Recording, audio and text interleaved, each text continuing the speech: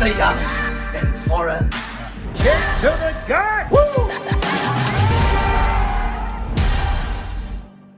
Your podcast sucks! Yo, we're coming off hot. Okay, I can't lie, bro. It's kind of lukewarm of In Your House. I guess that kind of sets the tone for today, huh? What's going on, man? It's Mister Young.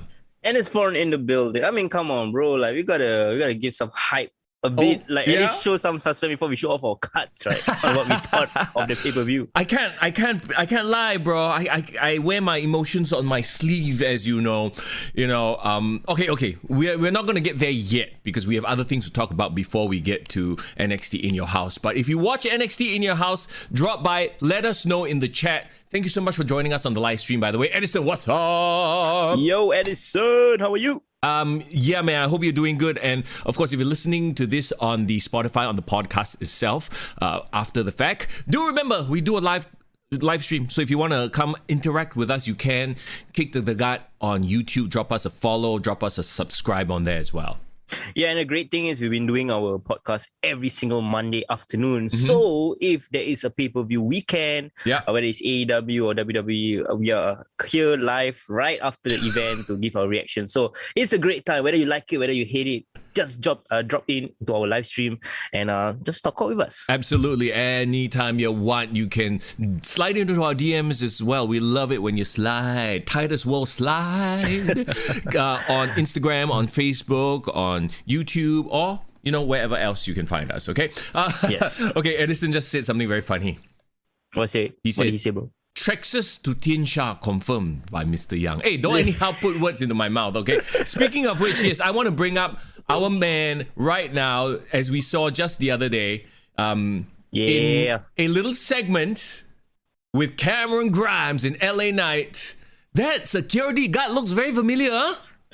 Mr. DiBiase is ready to see you now. You know what, man? You can catch that accent anywhere in the world. You're like, oh, wait a minute, is that dude Singaporean? I love that he is authentic. You don't have to put on the fake American accent, bro. Yeah. Trexxus, just talk how you normally talk. You're great. You can speak English. It's perfect. Yeah. But one of the great things I think about his appearance, right? I think for all wrestling fans in Singapore and all Singapore wrestlers, he has lighted up the path. He has shown that there is a pathway to WWE. If you have a dream, doesn't mean living in Singapore, you have to limit your dream to just performing here. There is a way to reach to the biggest game in town. Well, okay, to be fair too, and I don't think he said much about it because he just flew there, right? I mean, remember last week when we was it the week before? We talked to 2 weeks ago, yes. 2 weeks ago, yeah. Oh, time is just passing by. I don't even know my dates anymore. But 2 weeks ago when we talked to Statement and Trexxus, right? Obviously, they couldn't reveal anything. Yep. And obviously we kind of had it in the back of our minds, it's like, okay, he's leaving SPW. Can be, man. Are you sure? Like he's like best friends with the Statement. He's basically one of their biggest stars. Why would he leave? And then, of course, the speculation, the dirt sheets, if there's such a thing in Singapore. It's just both of us speculating. Yeah, exactly, right. So apparently he's, made his way to the Performance Center, and this won't be his role. Obviously, he's not going to be Mr. Security Guard, but I can't wait. Obviously they need time to train, to get him ready, but I can't wait for his big debut, man. Yeah, definitely, man. And you know what? One interesting thing I realized is if you watch today's NXT TakeOver, and Ted DiBiase came out with the $1 Million Championship, got two other security guards wearing the exact same uniform. All of them look very sus. Also look like they all can be wrestlers in training. So I think this might be the next batch of trainees. Yeah, so in a way, like this is how WWE have been introducing talent. I was bringing up the story last week about how before the Young Bucks came in, they were enhancement talents. They were dressed up as there is a true story of this. You please Google this or YouTube this. Young Bucks dressed up as DX as a parody. I think it was in the feud with Morrison and Miz, and I think they just wanted to do a parody of DX, and they actually got the Young Bucks to dress up as Triple H and Shawn Michaels. That's right. The irony of it 10 years later. That was the one where they wore the fake nose and all that nonsense, right? Yes, yeah, I remember. They did. So this is how they introduce, new talent, just to get them a feel of going to the live arenas, performing in a different role, but being in front of the crowd. Yeah. And the point is, Trexxus, he's very, very early on in his career, and I completely understand why he didn't want to reveal too much. But if you listen to the podcast, you listen to our conversation, there were definitely hints that they dropped, about how they might be going away. Yeah. So little things like this. I think he didn't want to announce it, like put out like a proper statement, pun intended. Until there is a significant role. Yeah, but coming, even right now he hasn't really said much. If you follow his social media, right? Because at the end of the day, he hasn't made his debut yet. They probably I won't say don't allow, but they're like, okay, don't rush it. You haven't debuted yet, so just chill first. Chill for now. We know WWE, of all people, they will be super tight. Yeah, they will track down their social media. They will put the iron fist into it. So I completely understand. But hey, we are just proud, man. We are just proud that he just made the transition. 100,000%. Just to be there, to be DBRC's security guy, to interact with Cameron Grimes and LA Knight. I mean, come on, man. How cool was that moment for us here in Singapore, us wrestling fans? Seeing him on NXT is like, I know that guy. Yeah, and it's great. It's great because obviously if you were watching NXT live, the immediate reaction of it would have been like crazy, right? Yeah. But I think one of our own listeners and followers straight away DM and send, hey, Trexxus in NXT.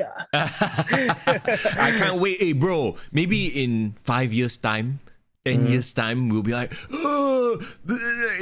talking about Trexxus finally making his debut. Like, who knows what he's going to be or who he's going to be by then. You know what I mean? Maybe not Trexxus anymore. Maybe he's the newest member of Tien Sha with Boa tag team.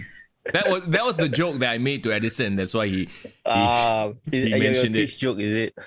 Yeah, but I think the most important thing is we have to support him. Yes, regardless of what he does. He is literally our biggest the biggest potential out of all of our wrestlers. I mean, we've acknowledged it. Yep. I think everyone can see he has kind of what WWE is looking for, like this, in terms of like Singapore's size, in terms of skill set, and most importantly, what he has over all the Chinese superstars, and other even Japanese superstars. He has the English language ability. He can speak properly. You don't need to put subtitles on him. So yeah, there you go. Leader of Tien Sha. I'm kidding. Please. Mailing. He's under the mask. Yeah, it was a dude all along. It was me. I hope that doesn't happen. Anyway, we need to do fantasy booking for Trexxus. What do you think, bro? Okay, if you were Triple H, if you were Shawn Michaels, how would you book Trexxus? This is just absolute like fantasy right now. Yeah. I mean, please, guys, those on the stream, please share in your thoughts as well. For me, right, Trexxus needs to start off at the cruiserweight division. Yeah. Which is crazy to think about because, like, in SPW, he was one of the bigger guys. Yeah. That's crazy. Now he's in the land of the giants, and he's a cruiserweight, which is crazy. Yeah, and I'm not trying to be like, Asian stereotype, all the Asians stick together, right, kind of thing. But unfortunately, this is not a Singapore audience. This is an American audience. They're the most stereotypical people out there. That's a stereotype in itself, bro. Yeah, I know. So we stereotype versus stereotype. We fight fire. But I really think that having him being part of Tien Sha would be cool. No. Well, he would be the only one who could speak. Yeah, he could. But I don't want him to play up the emperor and dress up like a freaking 16th century Han Dynasty guy lah. Hey, bro, imagine him with a Shang Tsung beard. No, I don't know whether he can grow a mustache or beard. Based on like prosthetics, like, hey, Div Royalty, how are you? Welcome to the chat, by the way. Yo, we are discussing Trexxus and his NXT appearance. Okay, for me, right, fantasy booking. If he wasn't part of Tien Sha, because I was just thinking like he could be, like you said, Boa's tag team partner. I mean, it really does make sense, right? But I would love him to answer. Okay, this is just fantasy booking, right? I would love him for him to answer Kushida's open challenge because he was doing the cruiserweight title, right? Because so I would love this to run a couple of weeks where Kushida was challenging everyone from all countries, So he said, like, I fought all the best talent in the West. Give me some talent in the East. Tell me what you have, blah, blah, blah. And then this guy, and I want them to really hype him up that he's from Singapore, first ever Singaporean guy, that kind of thing. And the way I want him to hype him up, right, is Singapore is something about like the city of the future. Sure. A lot of the Western world think of Singapore as this very futuristic country. I think Westworld has a lot to do with it. Yep. And it would be really, really cool if his gimmick, Trexxus gimmick is like, I am the superstar of the future, from the city of the future. It's something like a Terminator, not say Terminator gimmick. You get what I mean? You want him to show up naked, is it? Like Arnold Schwarzenegger did in Terminator. Is that what it is? I think he can pull off that look. Then you know what he has to do? He has to wear trunks that are skin colored.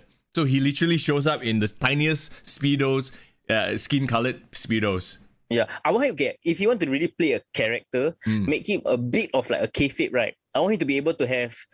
It's based on Tommy End's interview with Rene Paquette, formerly known as Aleister Black. He mentioned that one of the things that he wanted to do was he has this ability to see the future. Oh God. Legit. That was one of the pictures that he made to WWE. He said that he wants to, when he's doing that promo, and he was inside the room and knock on my door, blah blah blah. He actually have this ability to foresee which opponent he's gonna fight next, based on like the color of their trunks. It will flash at the back, like the background kind of thing. Sure. Well, that I don't know whether that will pan out, but I think it would be really, really cool if he has a bit of, I don't know what is the term called, like someone who can see like a clairvoyant. Yeah, sure. Yeah, so like imagine the Trexxus city from a superstar of the future coming from a island of the future. Okay, no, why are you giving him the hokiest of gimmicks? I'm sorry, but I have to disagree with you right now. The way it's been presented, it sounds like some bullshit people are going to roll their eyes at. Oh, bro, that's the point, bro. I want him to come out. It's not that it's gonna be a hokey, but we have to present Singapore as something that is unique. And for some reason, I believe that fortune teller, that's the thing that they will think of. You know, a fortune teller is unique. No, not a fortune teller, like a clairvoyant. There's a difference. Wow.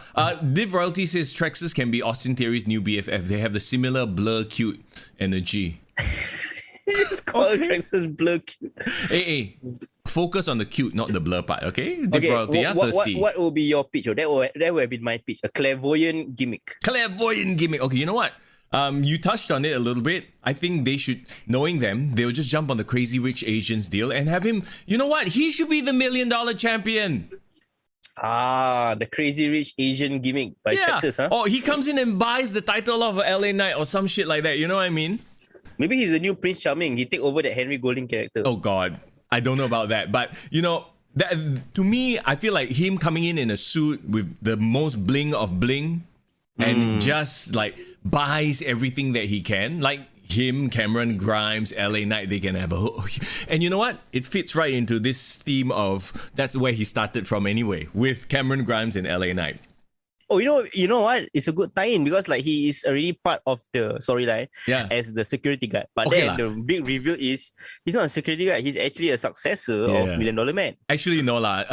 That's if we book it like now, right? Like he's not going to debut not in like the next year anyway. So who knows lah? But yeah, I think maybe Crazy Rich Asians sort of a gimmick. If you think about Singapore and what people in the West think about Singapore, I think either that or okay lah. If they really want to dig all the way back, he come out with a cane. Singapore cane. Bro, he already got a inbuilt weapon of choice that he can use. The kendo stick, aka Singapore cane, right? Yeah, Singapore cane. He can literally call one of his finisher the Singapore cane. I don't know, some sort of finisher that involves spiking an opponent or slapping them. Singapore cane. On the butt? Okay. Yeah, okay, that one I don't know. That one is a bit... Okay, if this were the 90s, if this were the attitude, 100% guarantee you motherfucker will come out with a Singapore cane. 100%. Singapore cane, dress up as like a officer. Like want to punish people, all the Americans. He'll be a heel for sure. Yeah, he will 100% be a heel and caning the degenerates of the world. Yeah, he will call out people for smoking and chewing gum. Yeah. But this is, now we're in the 2021s. We are in a more woke era. That shit's not going to fly, okay? Let me say hello to Tovakin as well. What's up? Thanks for dropping by the chat. Tovakin says, acknowledge me. You have been acknowledged. Yes. Okay, so we have already decided. You're gonna go for Crazy Rich Asian gimmick. I'm gonna go for clairvoyant gimmick. This is just two of the multiple gimmick. You know what? Right. If it was WWE, they would come up with something much worse. Trust me. Oh God. Okay, we'll have to see. Actually, no. Under Shawn Michaels and Triple H, I'm actually okay. Like, I think they won't do him wrong lah. Bro, imagine bro. Right now, Trexxus is rubbing shoulders with Triple H and Shawn Michaels. What do you think? Bro, exciting times, bro. Exciting Living times. the life. Yeah. We will hope that, the next couple of months, if everything is confirmed and he can actually put out a statement, we hope that we can reach out to him and maybe he could give us some updates on life in Orlando. Tofukin also says, why not making part of Tien Sha? We already discussed that. In my you opinion, go rewind a bit. Yeah, Tien Sha and then you go hear our discussion. Tien Sha is a sinking ship. That's all I have to say. It is a sinking ship. Do not put Trexxus in Tien Sha. That's just hot garbage. It is hot garbage from the start. It's still hot garbage, and we'll talk about it in just a bit when we talk about NXT in your house, our big review. Did you guys watch the pay-per-view, by the way? Let us know your ratings, okay? Upon 5, what do you give the NXT in your house? Yeah, you can give upon 5, you can give your grade letterings, whatever it is we want to know, because I believe that me and Young will have certain differing views, but also certain similar views, and we'll probably discuss it right now. Okay, yes, let's jump right in. Are you ready? Are you ready? Yeah, boy. Okay, it's in your house. It's in your house. First of all, like, remember the first time In Your House was done, they brought back all, like, the Todd Pettengill. They did like the old school vibe and everything. It was fresh. Yeah. They had a very nice setup as well. Yeah, I mean, the setup was cool and everything, and it looked like they packed the house out, so it looked like a proper NXT crowd. But for some reason, it just, I don't know if they didn't go hokey enough, but it just felt like meh. The presentation felt meh. I mean, last year this happened in front of the NXT students, right? Yeah. With the glass and the blah blah blah blah. But so somehow that was more exciting because it was the first time they brought back In Your House. Maybe perhaps. I think one thing you're trying to mention about the crowd is it's very sterile. It's just the way. Obviously, now they are trying to pack in more crowds. They are experimenting with the layout. Yeah. If you realize, there's not a lot of the of the live image, the live footage of the audience anymore, right? They took it out. They took out the top part where there's usually the digital faces of the audience. Ah, yes. But and then they packed it with actual audiences. But the problem is with the way the production-wise, right, is being shot, it just makes it look like I can only see the first layer of audience, and then the feet of the second layer. so it looks empty, I don't know, it just doesn't give off the same vibe. Yeah, true. Yeah, I just, for whatever reason, I wasn't feeling it. I didn't particularly enjoy the In Your House motif this time around. It just felt, I don't know, maybe Michael Hayes wasn't putting it in like 100% into it, because he felt like, like even in the lead up in the previous episodes of NXT, when he's like talking about the matches and stuff like that, he's trying to do a Michael P.S. Hayes. He felt like he got no energy, huh? So you're talking about Todd Pettengill, right? No, Michael Hayes. Todd Pettengill was fine. Like in the lead up to this, every week when they announce matches, they would cut to P.S. Hayes doing the and then he's doing his old P.S. Hayes shit, right? Got it. Okay. It felt like he was embarrassed doing it. You know what I mean? Like he's so over it, right? Yeah. So I'm like, ooh. So I feel like a lot of that vibe carried into this as well. I mean, you brought an interesting point. I mean, I didn't really notice those vignettes that he did. Yeah. But I think Todd Pettengill, them trying to play off this like, oh, he's someone like stuck in the 90s playing the VCR. It was a bit kind of passé. Yeah. Like, I agree. I mean, it was funny the first time. Yeah. Yeah, but now they had to make In Your House something of a future. Like they can't just keep reverting back. Yes. Callbacks from the 90s, right? I agree with you 100%. It fit because last year was like, oh, everyone's quarantined, everyone's stuck in their house. So NXT comes in your house. And if you do it every single year, I think it gets stale. The jokes did not hit. And last time they had like, oh, you know what it is too? Didn't they have like Road Dogg? They had HBK, Triple H backstage. They had a lot more star power. Yeah, and they really played up the people who were part of In Your House and their history. Yeah. They talk about In Your House, like reference previous matches. And obviously, I think the setup really brought it home. I think this one is just they didn't know what they want to be. It's half. Yeah. So yeah, exactly right. So last year they went all out. This year they're like, okay, maybe some of this is played out, so they did less. But in doing less, it became just another pay-per-view lah. So I don't know. Maybe they should ditch the In Your House idea and, like you said, bring it to the 2020s. You know, like make a new version. I mean, it's cool that they retain the name, but like bring it forward, lah. Okay, how does it make sense in this current society? It would be different if this is one of their like regular Tuesday shows. You know, like Great American Bash is a Tuesday show, so I won't fault them if they don't go 100% full out. But this is supposed to be a quote unquote pay-per-view event, right? Yeah. So I'm a bit bummed out at that. So, and this being the first pay-per-view after Stand and Deliver, right? Yeah, exactly. Irvin, hello. Irvin says VR wrestling. Let's go. VR. Take it into the future, ma. Bro, that one is Trexxus' new gimmick. Yeah. VR man. VR man. Yes, we found it. Bro, he looks almost like James Lai. A bit, yeah. And he come out with the fucking VR goggles. They go and buy one of those Oculus Rift, go and spray paint it silver, put some glowing shit on it. Trexxus, if you're listening to this podcast, and I hope you're listening to this podcast, please consider some of our gimmicks and pitch it to the NXT creative. VR man, huh? VR man. What? Make them watch the previous episodes. So old episodes of VR man. VR man will be as bad as Time Splitter. Okay, there's like equal footing in terms of what bullshit gimmick is this. Time to get them to subscribe to Me Watch with MediaCorp.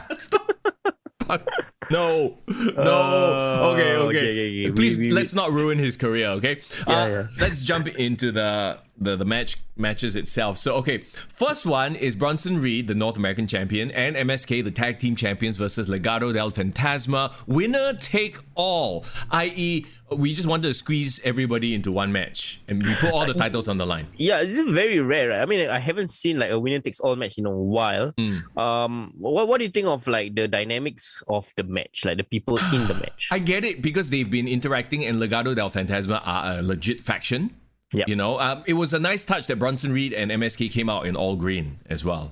So they try to look like a team, right? Yeah, looking like a team. And the problem I have here is like, I've said this before, but MSK does nothing for me. MSK is one of a group of tag teams that have the same vibe. You know, Acclaim, the Street Profits, the New Day to a certain extent. Back in the day, TM61 a couple of years ago. No lah. TM61 didn't have the party youngster vibe. They look like a bunch of old guys. I mean, we're talking about like the way they're presented, those are like that aerial team, you know, aerial, that kind of high flyer. Like who else? In over on the other side, they have what's that? In Helico and the other guy. Hybrid 2. Whatever stupidest name in the world. And then they have the Matt Hardy's group. That one like. The point you're trying to make is that all these tag teams, after a while, they all blend in and look the same. Yep. And if you are doing that to a long-time viewer of wrestling, what does that say for like casual viewers? Yeah. They can't even tell who is who. Yeah, exactly. Like, who are the members of MSK? Do you know? Something West, something Blakely. Wesley and Nash Carter. Bro, Wes, Blakely and Alexa Bliss. Walao. Blake and Murphy, let's go. Yeah.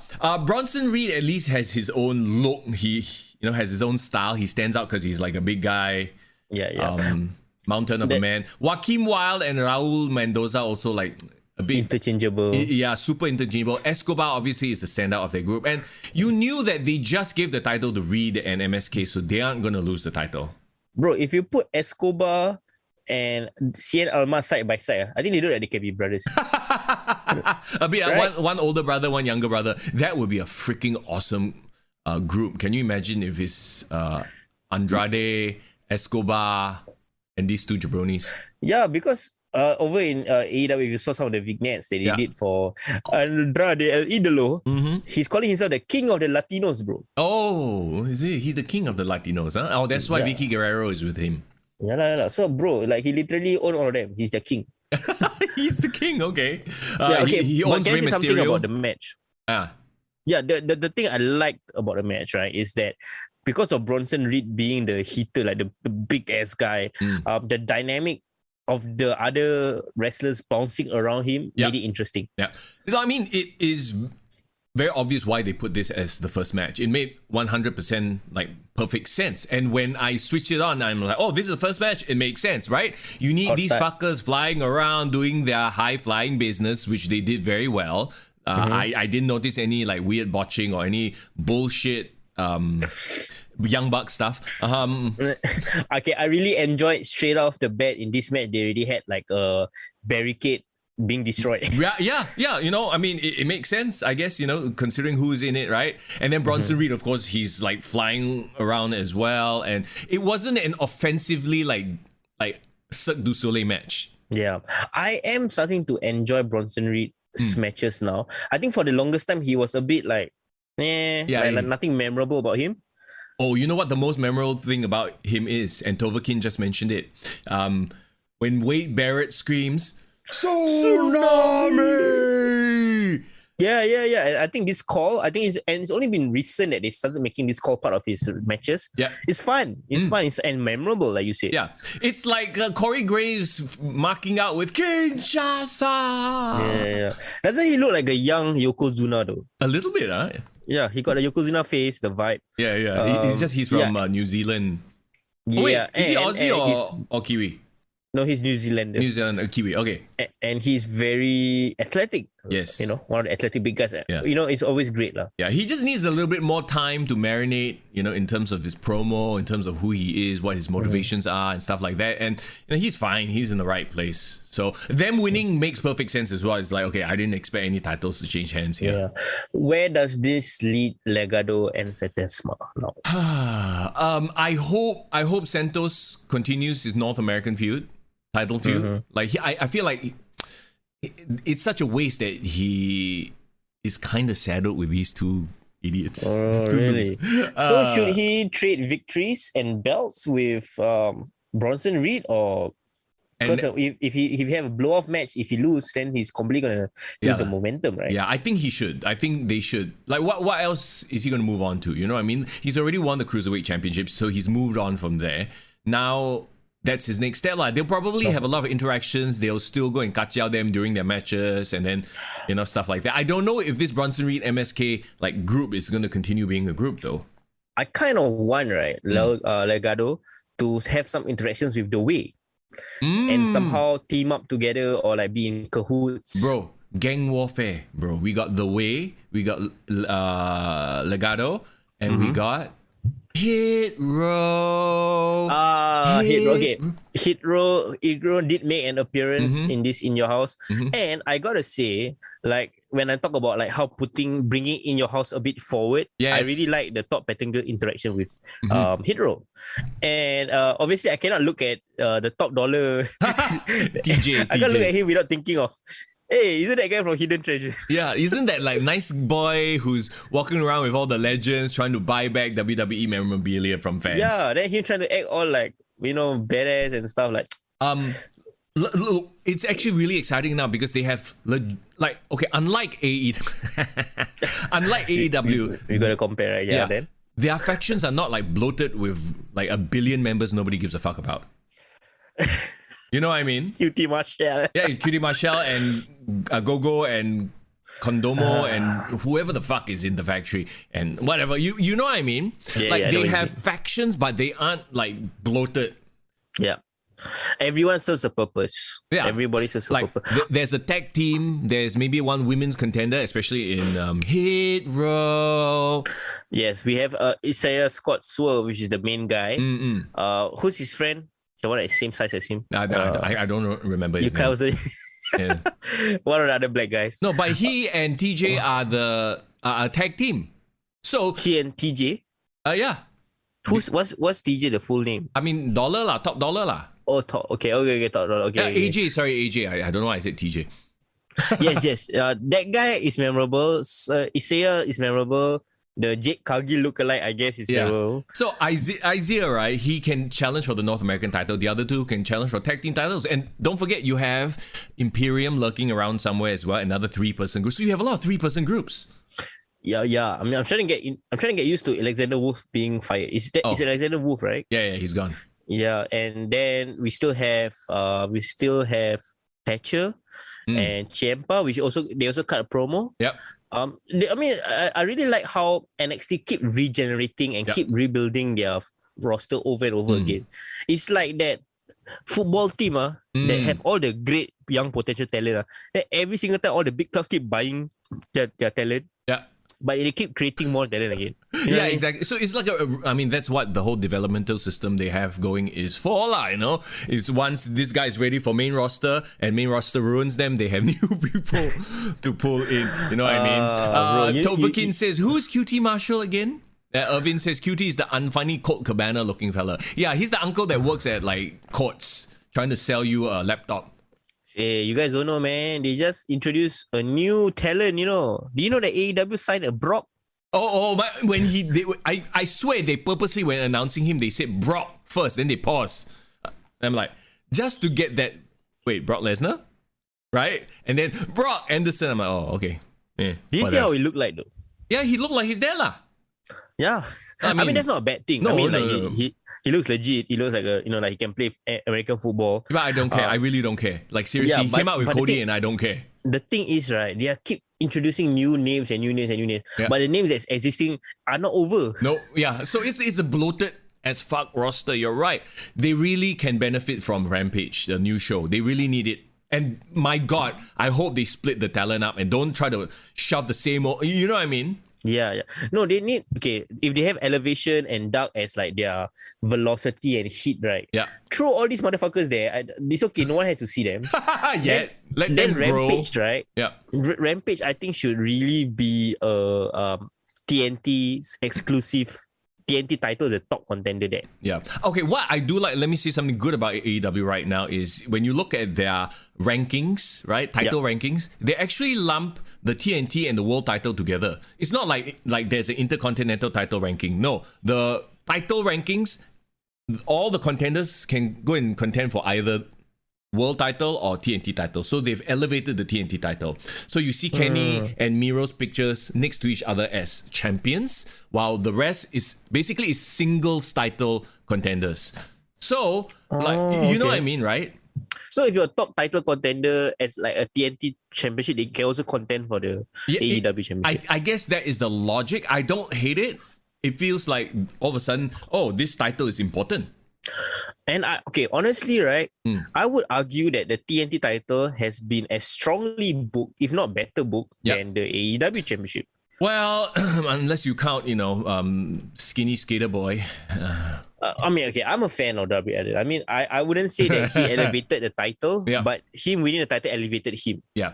Oh, well, I mean, okay, if you think about it, so the world title can be a Dynamite thing. The TNT title, since Rampage is going to be only on TNT, can be a Rampage thing. So now they have two titles each on each show. Then you're good. It solves this problem about naming issues. They can't call it TBS title. Yeah. So keep Miro like the top star on Rampage. I mean, it makes kind of a lot of sense. Yeah, and don't have him go and fight with the guys on Dynamite, so that when you finally do have a Dynamite versus Rampage show, it'll be something worth watching. Yeah, and I did talk about how the AEW roster is getting bigger and more bloated. But if they have two different shows, I think it's perfect because they have enough.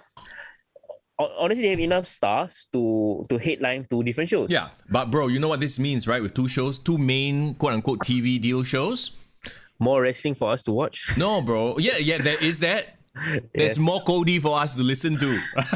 Because you know the motherfucker gonna be on both shows. You know he's gonna come out and cut promos on both shows, bro. He wants to be the Undertaker of AEW. Can appear on all shows. Someone needs to bury him alive. Anyway, I like how this is an NXT review, right? But we still got time to take shots at AEW. No, I mean, okay, here's the thing, right? Just looking at wrestling in general, like North American wrestling right now, in terms of the big names, the big companies, right? I feel like we've hit some weird period where everybody is in holding pattern, except for maybe SmackDown, like even NXT. The wrestling's always been good, but the storylines have kind of just like monotonous, sort of petered out. Raw is just like flatlined. AEW is like a bit of a mess. We got to get through to the end of July. I think the WWE is very clearly obvious that they are saving their storylines until they have fans back. Yeah, I think so we can only judge it properly once that happens, lah. Yeah, I think what it is they have much bigger things to worry about in terms of planning all these live shows in front of people now. So maybe that's why the storylines have taken a hit. But I don't know if you feel the same way. But I feel like the past few weeks have been kind of a chore to watch every show. Who agrees, right? Those especially on the live stream, who agrees that the most entertaining part of wrestling content these last few weeks have been the documentaries, have been A&E, have been Dark Side of the Ring. And see, that's where WWE gets a big win. I know Dark Side of the Ring is not WWE, but they've been responsible for so much amazing wrestling content in the form of documentaries. So you talk about the WWE stuff on A&E, right? And then the network documentaries as well. Yep. Yeah. There is so much there. And also, I feel like for us legacy fans, right? Every time we get annoyed with the current product, we can always look back to the past. Yeah. And it has been proven, because I was looking at the ratings, right? A&E's biographies, shows have had higher ratings than Raw. How crazy is that? The last they are episode, averaging 2 million. Wow. The last episode was Bret Hart. And even though I knew the story already, because there was nothing new, to be honest. As a diehard wrestling fan, you've heard these stories before. They've done documentaries before, right? Yeah. It's like it was still refreshing to see the man and his wife, who's twice a double. Double her age. Yeah, he's double his wife's age, which was very interesting. But anyway, so apparently Bret Hart and Cody Rhodes got same taste in women. Oh, okay, that's what you were referring to. Okay, but there's one thing that they showed that I no other Bret Hart documentary has shown, and I really like that because it really gave a happy ending to the show. Do you realize that Bret Hart is low-key becoming the Stu Hart of the Bret Hart family now? Yeah. He's being that old grumpy grandfather with a bunch of kids, grandkids running around, and the kids are all grown up. It was so interesting to see Blade, Jade, all the kids, the hard kids. Because I remember them from obviously watching Wrestling with Shadows when they was young, and now all them I think they're 30s, bro. Div Royalty mentions that Ms. and Mrs. has been very entertaining as well. This one might tickle Mr. Young's fancy. I just haven't had the time. There's just too much to watch. Okay, let's get back to it. And I'm glad we took that sidetrack because now we are going down the shithole. Xia Li versus Mercedes Martinez. Okay, tell me your gripe, Mr. Young, with this Tian Sha. See, you give them this supernatural gimmick.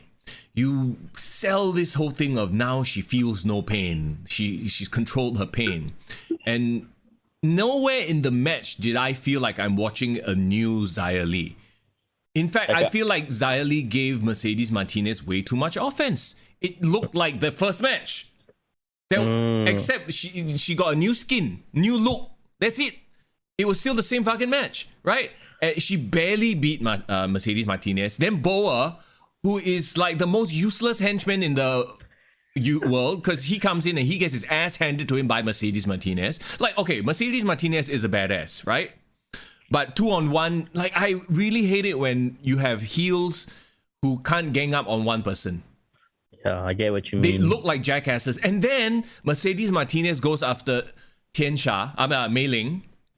Yep. Who, I'm sorry, this is like watching, what's his name? Is it Ming? Who used to have the claw, the death claw fucking shit move, the nerve hole move that it will look so hokey. Even back in the 80s, I was like, this looks like shit.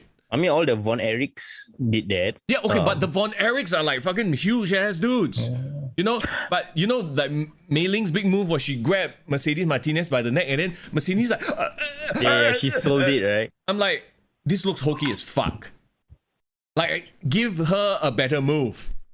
You know what spoils the illusion for me? The fact that Mercedes Martinez is actually taller than this Mei Ling girl. Yeah, and just Mei Ling just looked like I don't know what they are supposed to make her look like. But when Alexa Bliss just stands there and vomits tar and then she does weird shit, right? Yeah. It looks creepy. When I look at Mei Ling, I go, this looks like some Friday night cosplay. Yeah, I get what you mean. I'm very conflicted because obviously when they first started putting out the vignettes, it looks cool. And they also talk about all the training montage that they did. It's fucking violent, for NXT, they really push the boundaries of PG. They show all the slow-mo of the skin kena torn up and bloody and all that. And I really thought, wow, this badass. Badass. And the first few squash matches was really, really well laid out. right? They made, like you said, Xia Li into supposedly an indestructible person that doesn't feel pain, can control the pain.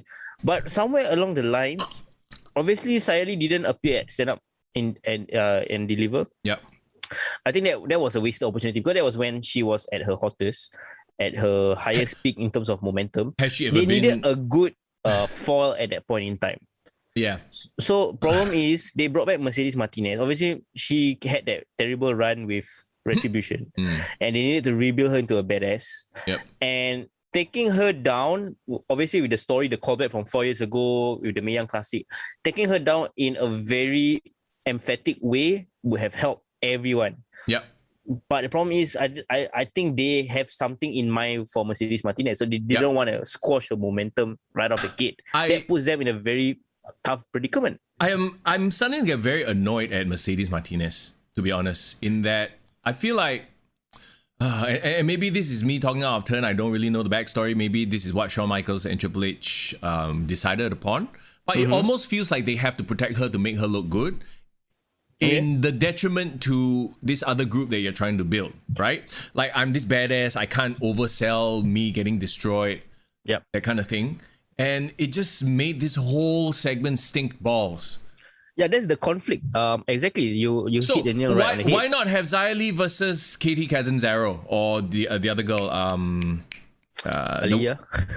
Or whoever else. Just have her literally tear through everybody in brutalizing fashion. And you know what's the other problem I have with Xia Li? When she does her moves in the ring, they don't look brutalizing. Okay. Like, nothing about it seems like, I don't get that sense of, wow, she just brutalized her. You know what I mean?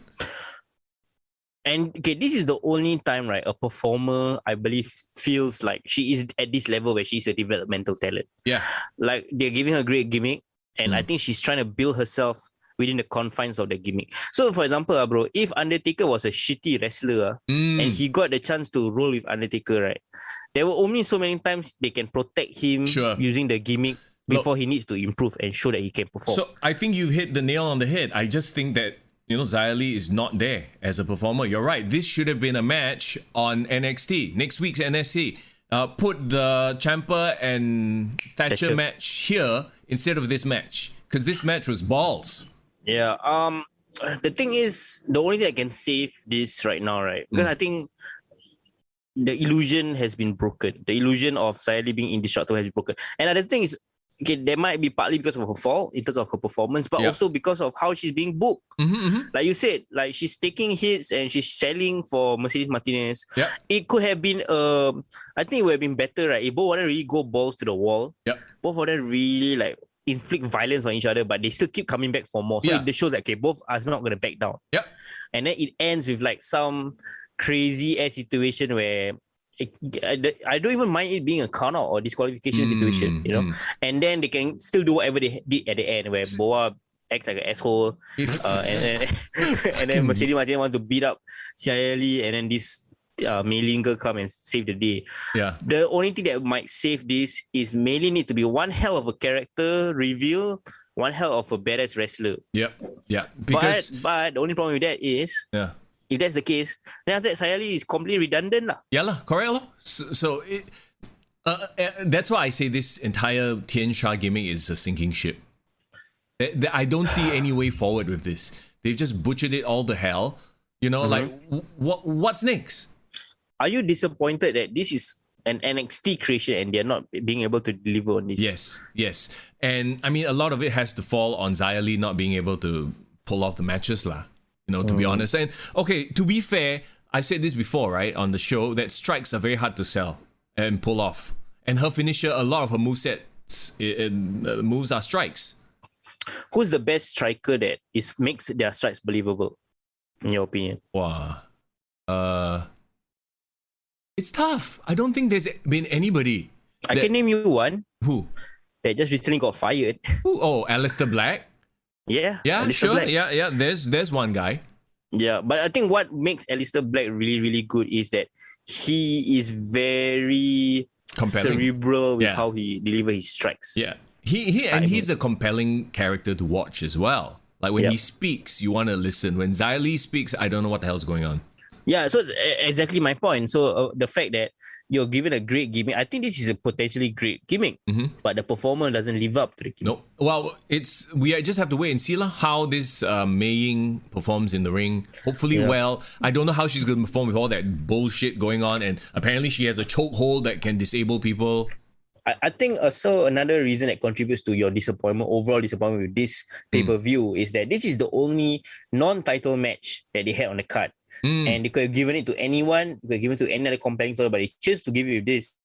Basically, they are giving these two performers a platform to prove themselves. And I don't think they proved anything. They moved. Anyway, I think, they moved the story forward in that Xia Li won. And Mei Lin finally stood up and did something with her life. But it was, to me, I think they could have done more. They could have done, if any match here deserved a bit of theatrics, some bullshit, lighting fuck up or whatever, smoke, you know, this was the one. What you mean. But they just went with, I choke you and I throw you away. Like, what? Oh well. But yeah, I guess we look forward to Mei Ying versus versus Mercedes Martinez, and I have no anticipation for that. I feel nothing. Yeah, man. You know who should reveal herself to be Mei Lin? Who? Mia Yim. It was me. Yeah. Put them all in the group, huh? Cannot lah, no lah. Okay, let's move on then. After that debacle, LA Knight versus Cameron Grimes to the moon. Low-key, one of the matches I was actually looking forward to. I made it very clear this was the match I was looking forward to. The thing with ladder matches though in NXT, they are a little bit overplayed. And there have been a lot of ladder matches for sure. Yeah. And the problem is the ladder match bar is so high in NXT that even though this was a good ladder match, like a solid ladder match, it was not like bad in any way, don't get me wrong. But because the bar is so high, this became a very average match. I can give you another way of approaching this match. I felt like this match was one of the only ladder match that felt very botch free. And they really sold every single strike. So it wasn't like overly like a car crash, overly highlight reel, but like I think it made the ladder stipulation more realistic. They only use it to climb and to inflict damage. It's like going back to Shawn Michaels versus Razor Ramon, right? But you have to remember, Shawn Michaels versus Razor Ramon, there were no ladder matches before that to compare to. Since then, there have been 1,000,000,001 ladder matches, and that's the problem. Like the gimmick has been so overdone to the point where it just it was very hard to live up to. I think the right person won. Cameron Grimes doesn't need the $1 million title. He is a character unto himself. People love him. People enjoy him. LA Knight needs that to push him to the next level. I kind of agree with you because as I was watching the match, right, I was thinking to myself like, Cameron Grimes, I think, is a kind of performer that you can give him anything, right? He'll make it work. He doesn't, like you said, he doesn't need that title. I mean, if he does, he'll probably have a great story with it. But if he doesn't, I think he can totally rebound from this easily. Meanwhile, I think if LA Knight didn't win the title, that's it. Like, I mean,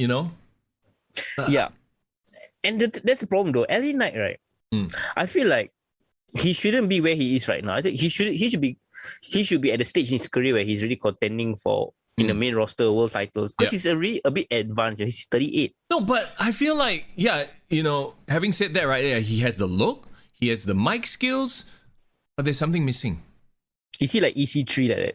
Yeah, I feel I get a bit of that EC3 vibe. Like he has everything, but somehow it's not like gelling. Like maybe the gimmick is a bit off, or he needs, you know what I mean? Maybe the $1 million belt will, put him on another level lah.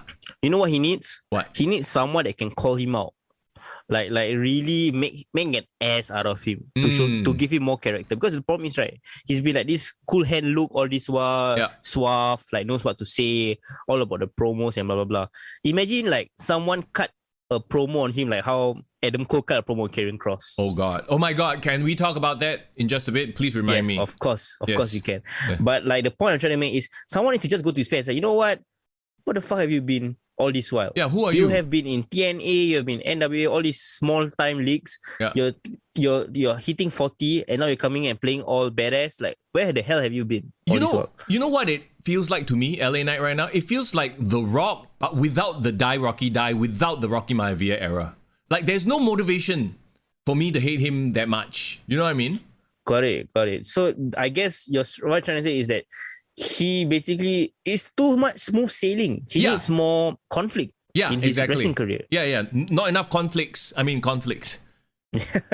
Yeah, I mean, Cameron Grimes as lovable as he is, he's not really a threat. You know? No. Like, maybe he needs to face, I don't know, Karrion like a Kross. Ciampa to beat his ass. Yeah, and make him dirty. Like he's too cool and clean and pretty now.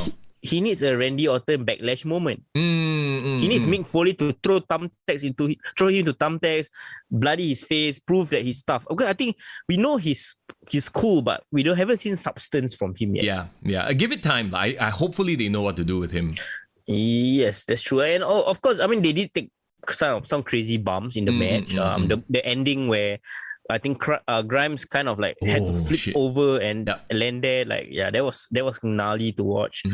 But end of the day, like you said, I think LA Knight looks good with the $1 Million Championship, and now it's his it's always an opportunity to prove yourself, you know.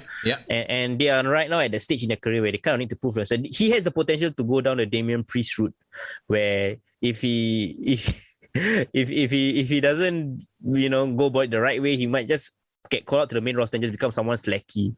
Speaking of Damian Priest, where the hell has he been on He Raw? hasn't been on Raw for a while. What happened? Did he get injured? Did they have no creative for him? I have no idea. And I think I might be the latter. It's pretty obvious it might be the latter, right? I mean, we were talking about like people with the look and everything. Damian Priest is another one, right? He's got the look, he has the Razor Ramon vibe and everything. But it's not clicking, it's not connecting.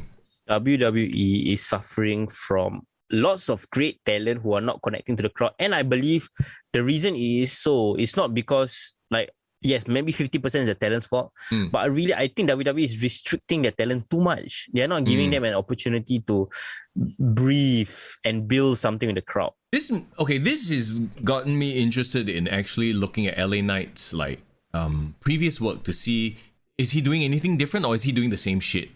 You know what? Honestly, I think he is being handcuffed. Honestly. You think so? Okay. Have you? I mean, you did watch a bit of NWA Power, right? No, when it first came out. No. Okay, you need to watch because he was single-handedly the best promo on that show, and that show featured people like Nick Aldis, who's a great promo in his own right. Had what's that guy's name? Damien Sandow previously. Right. But hold on. Like, I never say he's not a good promo. We've agreed that he's a good promo. He has the look. He's decent enough in the ring. It's just that his character is he's just a cocky guy. You know, I don't even know if he's a smarmy cocky guy or if he's look down on people. He's just a cocky guy. What made him great in NWA, which I think I mentioned in a previous episode before, is that he's a shit stirrer.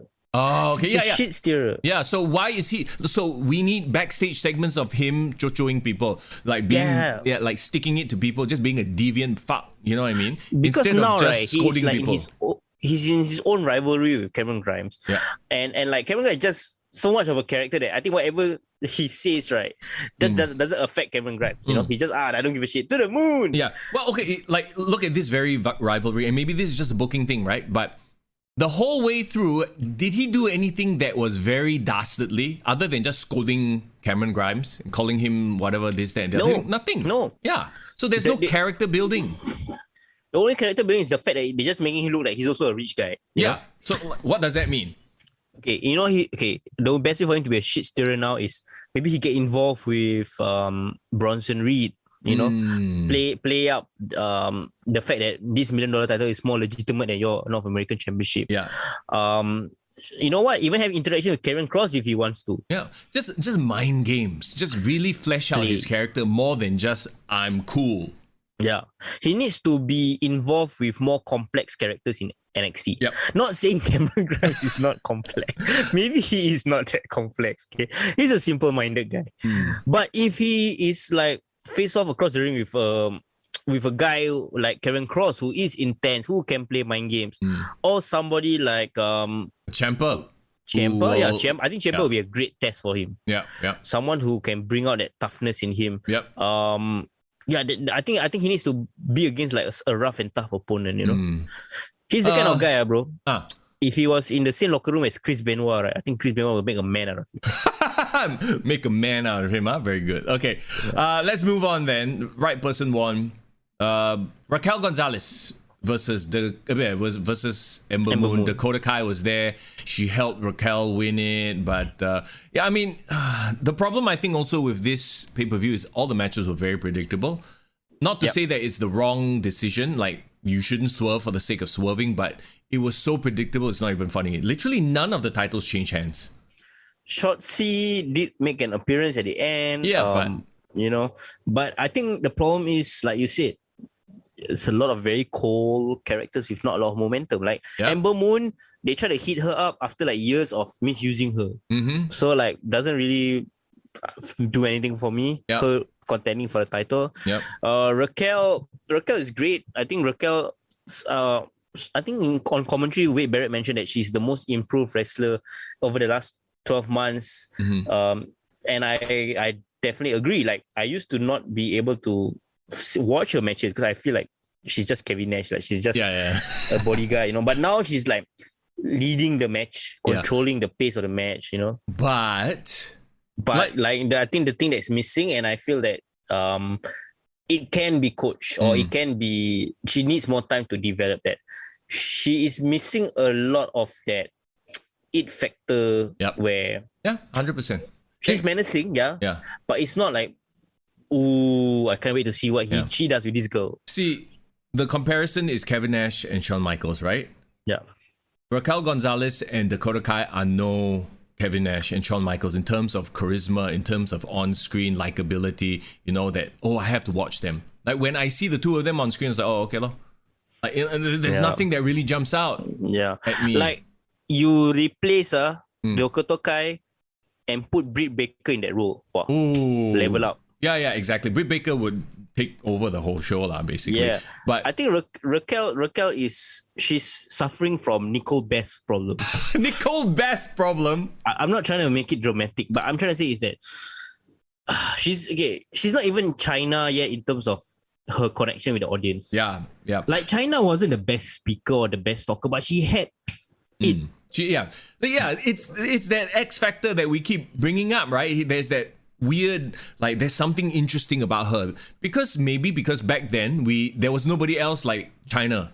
She was unique, she was different. The thing is with Raquel now, there are like so many other women her size already. It's become a common thing. It's just like the ladder match argument, right? If I've never seen a ladder match before, even the most basic ladder match will be like, whoa. But now that we've seen 1,001 ladder matches that have ended up in, all kinds of scenarios, it's like, okay, what are you going to show me that's different? Nothing. What can Raquel do to reach the next level? She's really the NXT champion. So what can she do? I honestly believe that she got the title way too fast. Now what they need to do is slowly turn her face and have the Dakota Kai try to like screw her off the title. Like she is healer now. Because I feel like the way she carries herself in the ring is like a bit of a. Here's the thing. She was kind of she was, but I mean Dakota Kai is very clearly a heel. So, it is a weird situation. It was a very weird situation where you have a Dakota Kai who's a heel and Raquel Gonzalez whose character is not really here, not really there. I think for this to work, Dakota Kai needs to slowly and very obviously to us, the viewing audience, try to screw Gonzalez out of her title. And then we can have that conflict. So we can finally like Gonzalez and hate Kai. Right now, they are both sort of like lukewarm heels. They're not ready. They're not good for anybody lah. We are not, so basically they're not giving us the permission to really root for Raquel Gonzalez. Yeah. And basically Dakota Kai needs to do a next level heel turn. So like, how when Chris Jericho and Kevin Owens were together, they were both heels. Yeah. But then Kevin Owens reached a next level of heel when he turned on Chris Jericho. Yeah. But the problem is Chris Jericho is such a likable character that even when as a heel, he was funny. But as a baby face, the face turn worked. Right now with Raquel, she's a heel who's kind like, she's an in-betweener, I guess. Like, will we really root for her if Dakota Kai starts screwing her? I think what would make Raquel more compelling is I think she needs to really lean into her Latina character. Like, I think what made her interesting to me in the beginning when she made it a point in her promos to pronounce her name as Raquel Gonzalez. Sure. And then, like that kind of like, oh, you know what? I think she'll be a pretty cool badass, like Quentin Tarantino type of bodyguard. So something like if she plays to that aesthetic. And I'm not trying to say that, oh, if you're Mexican, you must only cater to Mexicans. Not that. Yeah. But I think the more you lean into who you are, your identity, the more actually it will create authenticity. Yeah. And it might make people, support. Yeah, that's that cool Latina chick. Yeah. But now she's not. She's just a badass, big-sized girl. That gives her flavor, Yeah. I think that the fact that we really have nothing to say about her kind of shows it all. Yeah. And that's the problem with NXT right now. You have a bunch of champions that are sort of like they haven't developed any sort of connection. Like, remember when Gargano won or Ciampa won or Adam Cole won? It was like, yeah, like there's that strong Finn Balor one. There's a strong connection with the crowd. These champions are like, okay, whatever, don't care. Remember how much of a celebration it was when Io Shirai won? Yeah, right? Like, I don't know, maybe bring her back and have her start something with one of them. She did come back the previous week. Who was she against? I think Dakota Kai, right? She interrupted Dakota Kai? No, Candice LeRae to stop. Candice LeRae, yeah. Because Candice was talking shit about Poppy, NXT's favorite artist. Candice LeRae, I think deserves a title, right? Yeah. And I remember there was this time where we were talking about how she was a bit bland. She's not really does a lot for me. But ever since she turned here and like really amped up her, shall we say, like for better word, like her perangai with Gargano. I mean, like her attitude. No, she's come across as a very manipulative person. The way she's manipulating Indy Hartwell.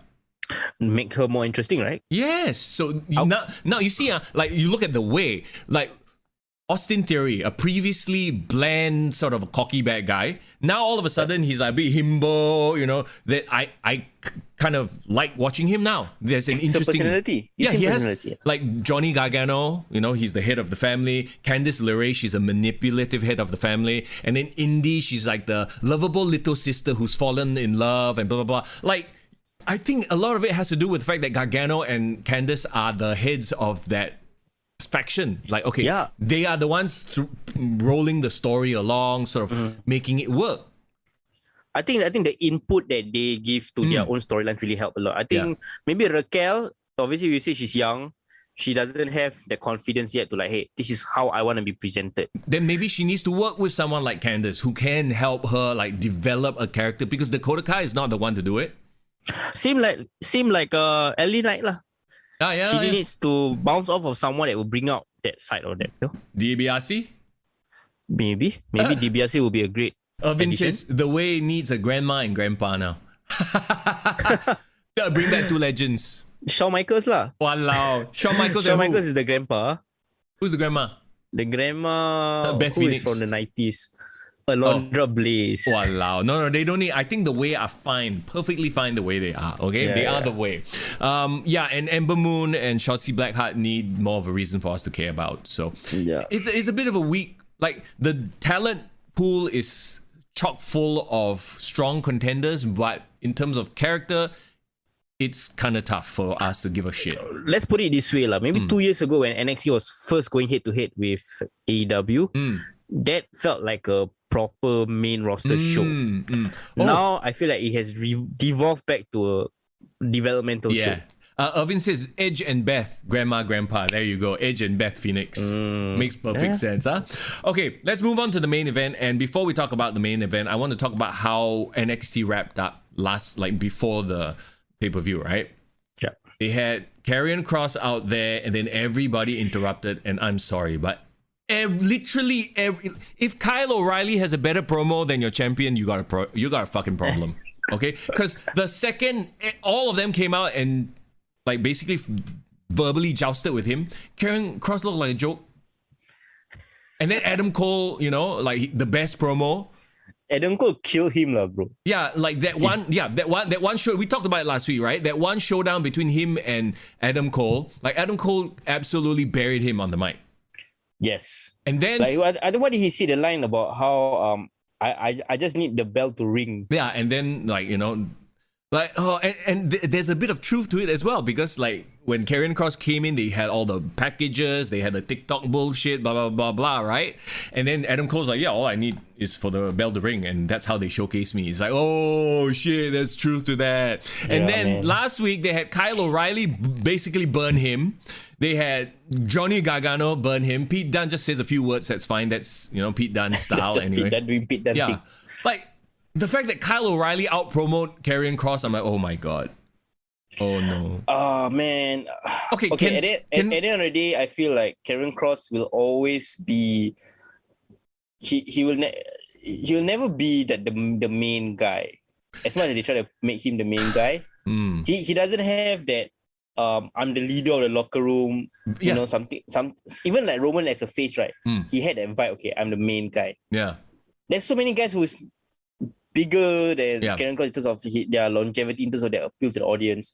He needs to reach that level, and the only way he can do that is to be challenged in this way. Why? Is it because he's new? Like, I mean, he's bigger than all of them. He's more imposing, but somehow when he speaks, it just like I said, Adam Cole is arguably in terms of physical shape, Adam Cole looks like looks like a dad sitting on the couch. Okay, but the way he like, if you just looked at them, you're like, oh, of course, Karrion Kross is the man.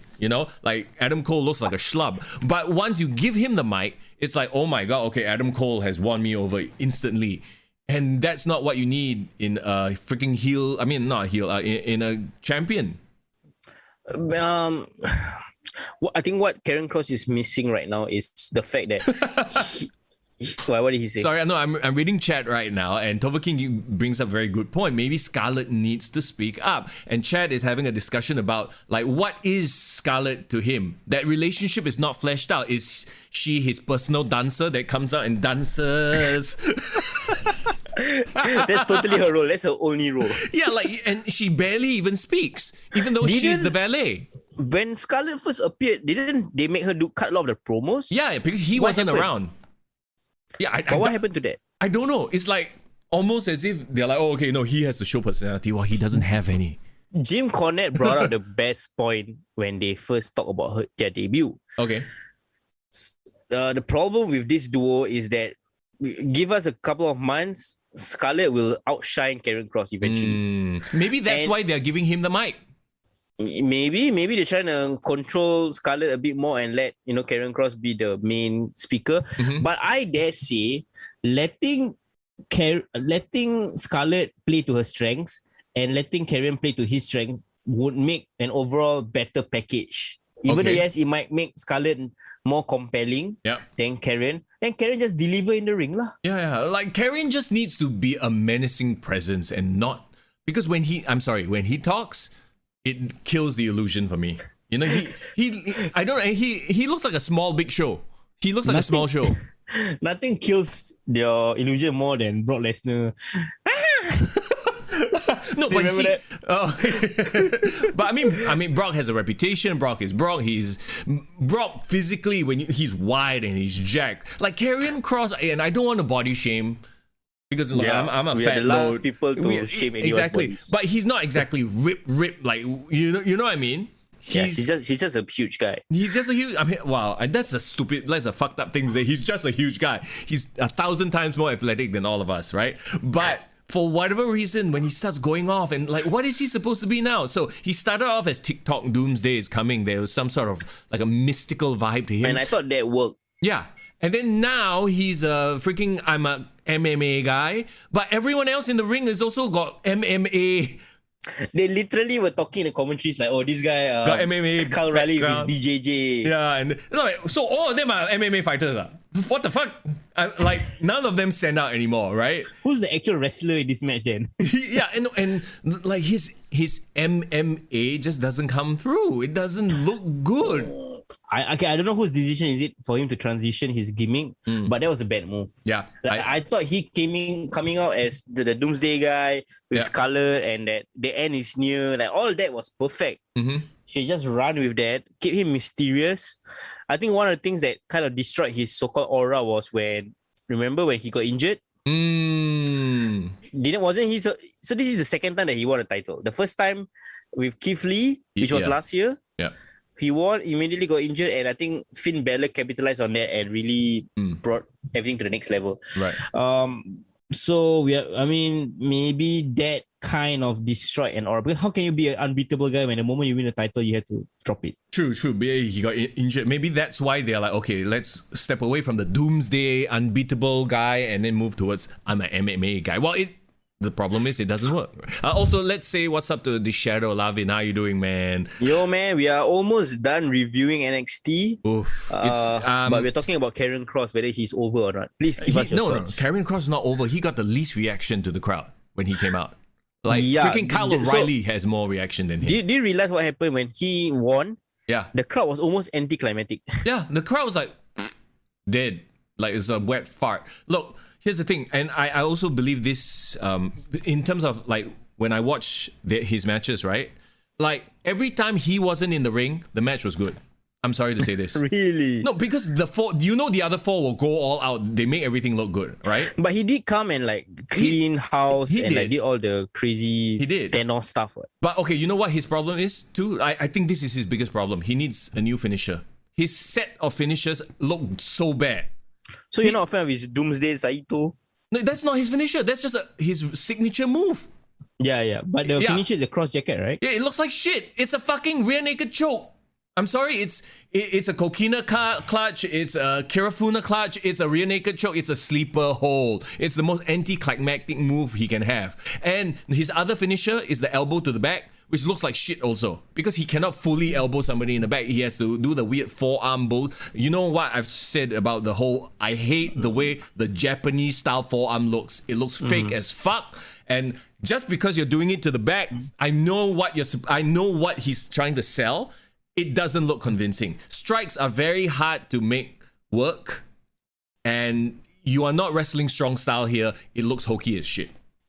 I think the thing about the cross jacket is, in a right context, a real naked choke can really look very powerful. Yeah. Like I have no issue with Samoa Joe doing his finisher. Yeah. The problem with it's so hard because if you're such a big He does this. He does the version where he puts his hand on. He looks like he's going to fucking take a nap. I'm going to sleep with you. I think he would be served better having a powerful slam as a finisher. Like even the Saito suplex, right? If the guy selling it takes it on the neck, then it'll look good. If the guy takes it on the back, which is a safe way to do it, just looks like a fucking backdrop. A back suplex. Got it. So he just needs, like, what about, like, you want to, okay, how about this? I don't ever see anybody use it, but I don't even know what it's called. There's this one move where you hold the guy's hand like this and you put him in a camel clutch. What is it called? Ooh.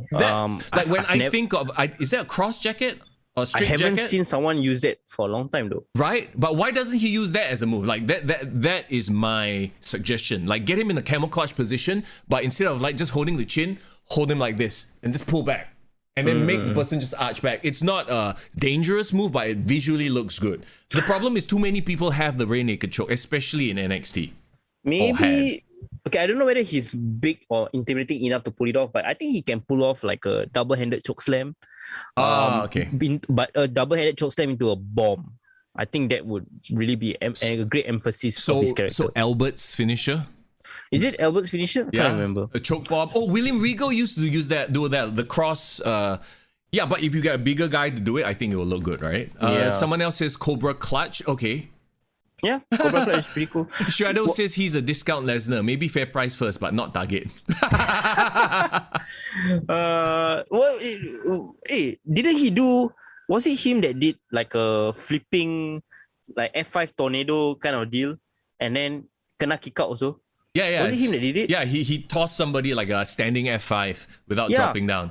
Bro, that just spits in the face of an F5, bro. Yeah, he's like, fuck you, Brock Lesnar. No, like, he has a powerful arsenal, but I don't know why his finishes are all bullshit moves. You know, another issue is, right, he debuted during the pandemic. His first ever match was in a pandemic atmosphere where it's completely silent. I remember very clearly. Yep. It was right after WrestleMania.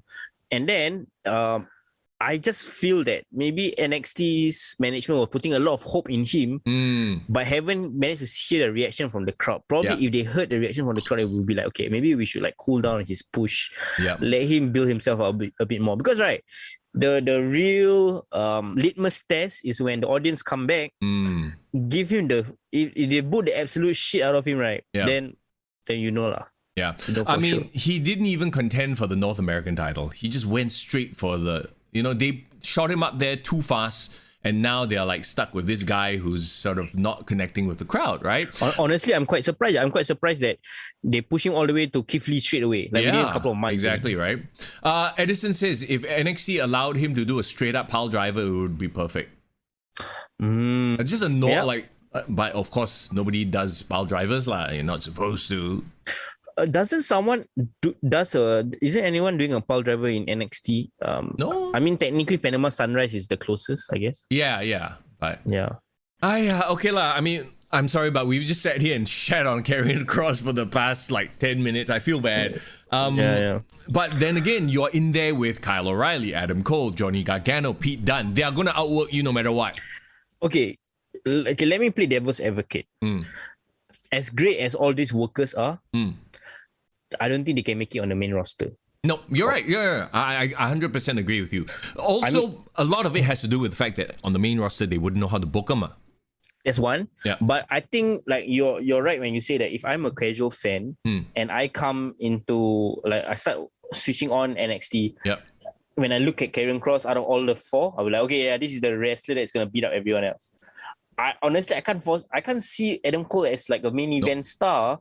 Unfortunately, even though he has all the charisma in the world, like Triple H and Shawn Michaels love him and all that, but his body just skinny arms and like, I mean, there's a place for people like them, but not as like the main guy. I don't know. Shawn Michaels did it, so maybe it's just a matter of you just have to really stand out. And that's a interesting thing, because did you notice Johnny Gargano's entrance where he cosplayed Shawn Michaels? I mean, when he was wearing that headband, I thought he was like cosplaying the Miz though. Like Naruto, shit! What? No, but he had the weird like tassel outfit thing, and then he did the Shawn Michaels pose in the ring. Like there was something weird going on. I said, why are you cosplaying Shawn Michaels right now? Maybe it's just his homage to In Your House. Maybe because he did put out something on Twitter about how like he recreated the famous promo about that Triple H cut after Shawn Michaels got kicked out of DX, and then like you turn to your family, you turn to the clique, but he actually made it to you turn to the way. Toberkin says, why not give Kross like a cross face? That would look. You know what? A cross face by him would look pretty badass. And you spell it with a K because it's Karrion Kross. Yeah, or like just all the different type of move that start with cross cross arm breaker, cross bomb. That one too hokey already. Everything cross. I cross you out. High cross. I cross body. Oh my god. Cross kick. Oh, okay. Enough. Scissors kick. Yeah. Cross kick. So Karrion Kross pins Kyle O'Reilly. Whatever. Is this? Would you say this is the most anticlimactic NXT takeover you ever had? Like the least you've enjoyed ever? 100%, yes. And if that wasn't bad enough, like I had a feeling something was gonna happen after, because the whole event felt very like, right? Like a bit of a deflated balloon. And then there was that thing backstage with William Regal where he's like, everything has gotten out of control. Something needs to change. You caught that moment, right? Yes, I did at the end. I was like, but it didn't go out of control. Like, if anything... Maybe out of control means it just got boring. This is not the NXT I know. Yeah, like, it felt very weird because I was like, did it really go out of control? It seemed like a very normal day at work. Like, what's wrong with you, Regal? No, but I think he's alluding to all the backstage brawls that was happening before the main event. But that is very normal. Like every takeover also have. Like when he did it, it just felt very stupid. Like I get what they're trying to do. So obviously they're gonna bring in a new GM or something, right? But I mean they're trying to end the note on a cliffhanger. Yeah. But it was like it's such a. The whole event was weak to begin with, and then you end with a weak ending, and everything was just weak. You know what would have saved the day? if he stepped into a limo, right, then it exploded. No. Edison says the change is Trexxus, the new GM. No. It's not Trexxus. It's shit. Fuck, I forgot his name. Sean. No. Huh? GM Carl Hella takes over. Okay. What would be your final grade for this NXT? Wow. Great, Like in terms of wrestling, I would give it a B, but in terms of sports entertainment, I would give it a C plus. Okay. So like a 3 out of 5 or 2.75 out of 5. I will give you a 3. I will give you a 3. I think the match that elevated things was I really enjoyed the $1 million championship ladder match. Yeah. That was really good. And I did get some enjoyment out of the Fatal 5-Way. Let's be honest. You know? I mean, like I said, there was nothing wrong with the wrestling on show. It's just the sports entertainment value, the storylines. There was very little that I cared about. And like I said, no title changes. Everything was very predictable. So it was like, and there was no moment that made us go, whoa, other than the physical you know? So you know what I really miss? Yeah. If you watch back, like, takeovers from a couple of years ago. Remember this match, Velveteen Dream versus Aleister Black? Right. Say my name. Oh, the same. Yeah, like that was a moment. I feel like this event didn't give us any moments. Yeah. And I think as a wrestling fan, most fans, like, we just want to have moments to watch. Yeah. Especially in this current generation, we are just looking for the next meme. Yeah. Next thing to put as a highlight. And even though, yes, that sounds a bit short attention span, but if it is really an iconic moment that can be memed and all that, that just makes elevates the event to another level of unforgettability. Well, you know what makes a moment? Like, a lot of things go into making a moment. For example, Shawn Michaels saying "I love you" to Ric Flair. A lot of story culminated in that moment. It's the culmination of a lot of work. You know what I mean? Or John Cena showing up at WrestleMania as Doctor of Thugonomics after years and years of not being that character. Or showing up at the Royal Rumble unannounced. Yeah, so those are there was literally no quote-unquote moment because nothing has been building up towards it. You know the most memorable moment of WWE in the last couple of months or in the recent weeks? What? The Miz in slow motion reacting to almost falling down the ramp. That was a moment. Because while he was pushing, while John Morrison was pushing in him, right? Because John Morrison's intro has that slow-mo effect. Dude, like I keep saying, those two are low-key the best parts of Raw right now. They're hilarious. They look like they're having fun. And when they are having fun, I'm having fun with them. Yeah, we are having fun, yeah. So the wrestlers need to show some sort of authentic emotion. Like if they're legit angry, be angry. Yeah, exactly. No, and that's why Cameron Grimes is so likable. Because he looks like he's just having fun. Yeah. Whereas Elliot Knight looks like he's delivering a promo. We just hit the nail right on the head of why maybe this main event didn't work. Do you agree that Pete Dunne looked more uninterested than normal? Yes, he did. He don't give a shit. No, but then you see, you had Adam Cole, Johnny Gargano, and Kyle O'Reilly just doing what they do, which is putting on great technical matches. Yeah, but they do what they do, but I don't think that they were very invested in the match. Yeah, because their stories are not like fully fleshed out. And Karrion Kross, I feel like, doesn't buy into who he is. I feel like Karrion Kross is trying to be something that he's not. Yeah. And I think what he's really not is this MMA guy. I think he really enjoyed his initial character. Doomsday shit. Yeah, I think so. Because I remember I told you, I watched this interview with Chris Van Vliet that he did with Karrion Kross. And he talks about all his things that he's influenced by, like movies and like cinematography, that kind of stuff. And like that really was showcased in the initial gimmick. Yeah. So maybe he's just not getting the chance to play himself, and I think it really shows. Yeah. Tovikin says Grimes should bring in Elon Musk to the moon. Hey, I think that would isn't cool. Elon Musk's girlfriend Grimes the rapper? It's a singer. A singer, yeah. I think is her name Grimes. I think it's Grimes. Hey, got connections, yeah. Woo, Elon Musk. I mean, if they can get Logan Paul on WrestleMania, why not? Elon Musk. Elon Musk is a different level. Then again, they got Donald Trump before, so can do. Wait. There's one big name that is coming to SummerSlam. Who? Cardi B. Oh yeah, that's right. Okay, there Cardi you B go. is her song is the official theme song for. That's right. And we gotta spend some few minutes talking about SummerSlam, man. They obviously having it in Las Vegas. Yeah. And they're gonna sell out a Legion Stadium, which apparently is a 70,000 strong capacity stadium. Woo! COVID-19 is not a thing anymore, apparently. I mean, Las Vegas is like where you expect this shit to go down, lah. Yeah, of course. But I think like from the reports, right, WWE is trying to make up for WrestleMania by making SummerSlam this year's WrestleMania spectacle equivalent. And judging from the matches that they are trying to bring together, it might be the case. They might be bringing Brock Lesnar back in time for WrestleMania, SummerSlam. They might be bringing John Cena back in time for SummerSlam. Yep. And I think this is the shot in the arm that the industry needs, because the industry really needs something right now. Yeah, they really, really do, because they need all the help they can get. They need to bring back all the cavalry. Yeah. And like you said earlier, like having the live crowds back will be a very good gauge of who is actually over, who is kind of not over, and then they can go from there, lah. You know, they can judge. Yeah, they can pivot. One thing, I'm curious, so now that Finn Balor like a bit disappearing from NXT, what's gonna happen to him now? Bring him to Raw or SmackDown, like, you know, that's happening. At some point, he can be a contender any show, anytime.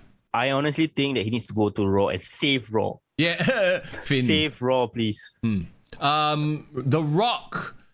Okay, Rock reigns. Obviously, at some point that has to happen, but SummerSlam or WrestleMania? No, WrestleMania. They need to save it for WrestleMania when they go to LA, which is in 2 years' time. Right. That makes sense, huh? By the time The Rock will be like 51. Right, it's fine. Edison says, you know what the industry needs? Trexxus. Bro, Trexxus is all elite. Oh no, sorry. Wrong company. He's next. Statement goes to all elite wrestling lah. Statement, Kenny Omega member what? Yeah, can you imagine that, huh? Oh my god. The rivalry. Oh my god. Okay. 2 Singapore wrestlers in 2 major North American companies. That would be huge. But there you go. That's NXT. I hope you guys enjoyed NXT and our little review of it. I still think that, like I said, despite what we've said, it's a good wrestling show. If you go into it without knowing any of the storylines, I think you might enjoy it as a wrestling product. But in terms of like an overall sports entertainment show, it was a little bit like it was a little bit flat, lor. It was one of the more disappointing NXT takeovers. But going forward, I mean, for the yellow and gold brand, what do you think are the storylines that's going to play out going forward? Like, what is the thing that will keep people tuning into NXT? What do you mean? I would say for me, like the way has to have a bigger role. Yep. In like the title scene. I would say they need to really pay off the $1 Million Championship. Play off LA Knight. I need to see more from Karrion Kross. I need a reason to feel like his title is at jeopardy, or that he's a dominating champion or something like that. Because and I need to see him not get buried on the mic. Because every time he's on the mic, they need to protect him somehow. I don't know, have Scarlett do all his promos. But Karrion Kross versus Dexter Lumis. Nobody talks match. Nobody talks match. The best promo builder of all time. Yeah, this Dexter just stand there, look creepy, draw some fucking Karrion drawing. just look and bulges his eyes like. I don't know. Maybe he needs to grow out a beard. Just something. Anyway. Yeah. Us talking about it is not gonna get it fixed. Yeah, but you know what? I'm looking forward to other things, such as Hell in a Cell. Hell in a Cell. Okay, which so is far apparently this weekend. Yeah, so far we only have 4 matches. So I guess on Raw, on SmackDown, they'll fully flesh out the card itself. But this week, if you want to take a look at what they have on paper right now, we have Bobby Lashley versus Drew McIntyre for the last chance Hell in a Cell match. It will be the last time ever, thank God. Yeah. What? Okay, I think I might have missed it, but was there a stipulation that this is the last chance Drew gets? Yes. Okay. Yes. So Drew doesn't win and he moves on and feuds with somebody else, lah. Preferably, because I feel like everyone is more on board with Lashley right now. Yes. Drew unfortunately has gotten stale, but not. I don't think it's really his fault. I really just think that sometimes you try your best, but you don't succeed. He tried his best. He had a great run, but I think everyone's kind of moved on and like is into Lashley now. Yeah. And Lashley is not any less undeserving, but he deserves where he is right now. Yeah. The best thing that Drew McIntyre can do, take a step back, have a secondary feud, go down the card and like maybe challenge. You know what? He and Sheamus for the US title, I think would be pretty dope. Yeah. Drew never won the US title before. Sheamus too busy messing around with Ricochet and Humberto Carrillo. Did you see the wow? I think his nose got shattered. Yeah. Like what? I don't. Like, that's such a stupid feud because Sheamus is the heel and he's getting quote-unquote bullied by two guys who are the faces. So none of that works for me. So apparently Humberto Carrillo high-kneed him in the face. Oh, nice. So, but the thing is that actually I kind of like Sheamus wearing that thing. Yeah. Because he makes him look even funnier. And he got like more personality for some reason. I don't know. Didn't Cody have that for a while and then he became paranoid about his face? Yeah, he did. I think it's funny. Trish Stratus also had that for a while. Yeah. Drew McIntyre needs to go down the card, but I think why not give it one more big match? And one interesting statistic that not a lot of people know, this is Bobby Lashley's first ever Hell in a Cell match. Oh, no kidding. Yeah, you're right. Yes. Yeah. So Drew obviously had the first ever match last year with Randy. So I think it'll be interesting to see in this scenario another feather of his cap. I think what better way to emphatically end his feud with Drew by beating his ass in Hell in a Cell and moving on. Yeah. And facing Brock Lesnar. I mean, you know that this is going to be a very physical match. I expect the cell to get exploded. Maybe they can collapse the whole cell. I don't fucking know. You know? Fuck it. Just do something. Make us interested in Hell in a Cell, please. Or after Bobby definitively beats down Drew, Brock Lesnar comes out, rips off the cage door, and beats up Bobby.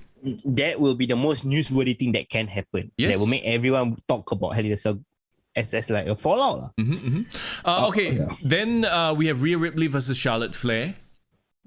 No one cares. I was holding back. I was like, should I say I don't care? Because I also kind of I don't care.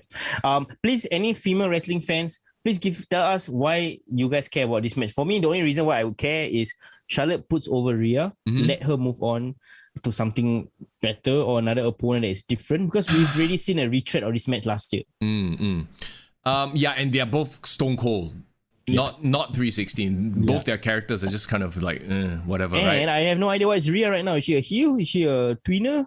Yeah. What is she? Because she teamed up with Charlotte and fought Nikki Cross and I forgot what the other girl is. But then they had issues with each other. Yeah. So I think she is a tweener lah. Yeah. They need to freaking just give me a reason to care about Rhea Ripley. You know what would make me care? What? Going to SummerSlam, Becky Lynch returns. Ooh. You know what? Becky Lynch and Rhea would probably be a badass match, and I think it will turn Rhea effectively heel. Yeah. No, but it would elevate Rhea. Right now, Rhea is suffering from nobody to fight syndrome. Like, who's a legitimate challenger other than Charlotte Flair? Yeah, and Asuka has already been done to death. So yeah. Oh, that was the person that Nikki Cross teamed with, by the way. And it's so bad that the fact that we forgot for a moment kind of says everything about Asuka and where she is right now. At this point in time, I honestly think Nikki Cross is more interesting. I would like Nikki Cross to have a short feud with Rhea. Maybe she can be like that, person who just slides like the plucky underdog that somehow finds herself in that position to contend. Perhaps. Because that's where she is right now. She's no longer crazy Nikki. I mean, that's great lah. But the problem is like that version of Nikki gave her a lot of personality. I felt like she can advance a lot of storyline, but now she's just this sweet. She's kind of pretty though. I mean, maybe because she's been standing beside Alexa Bliss.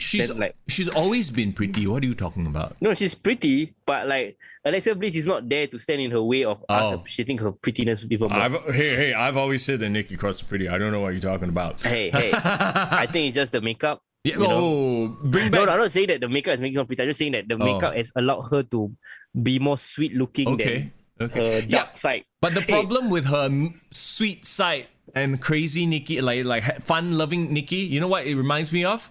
What? Sweet, fun-loving Asuka. It's a watered-down version of who they were, the badass versions of who they were. Oh, my favorite Nikki Cross version was always NXT. Nikki wants to play. Yeah, Nikki You wants to play. Let Nikki play. That was the best Nikki Cross, and she just somehow has never gotten to that. Like, remember her interacting with Aleister Black? yes, I mean we've talked about I know this. who did it. Yeah, like she was creepy yet very compelling.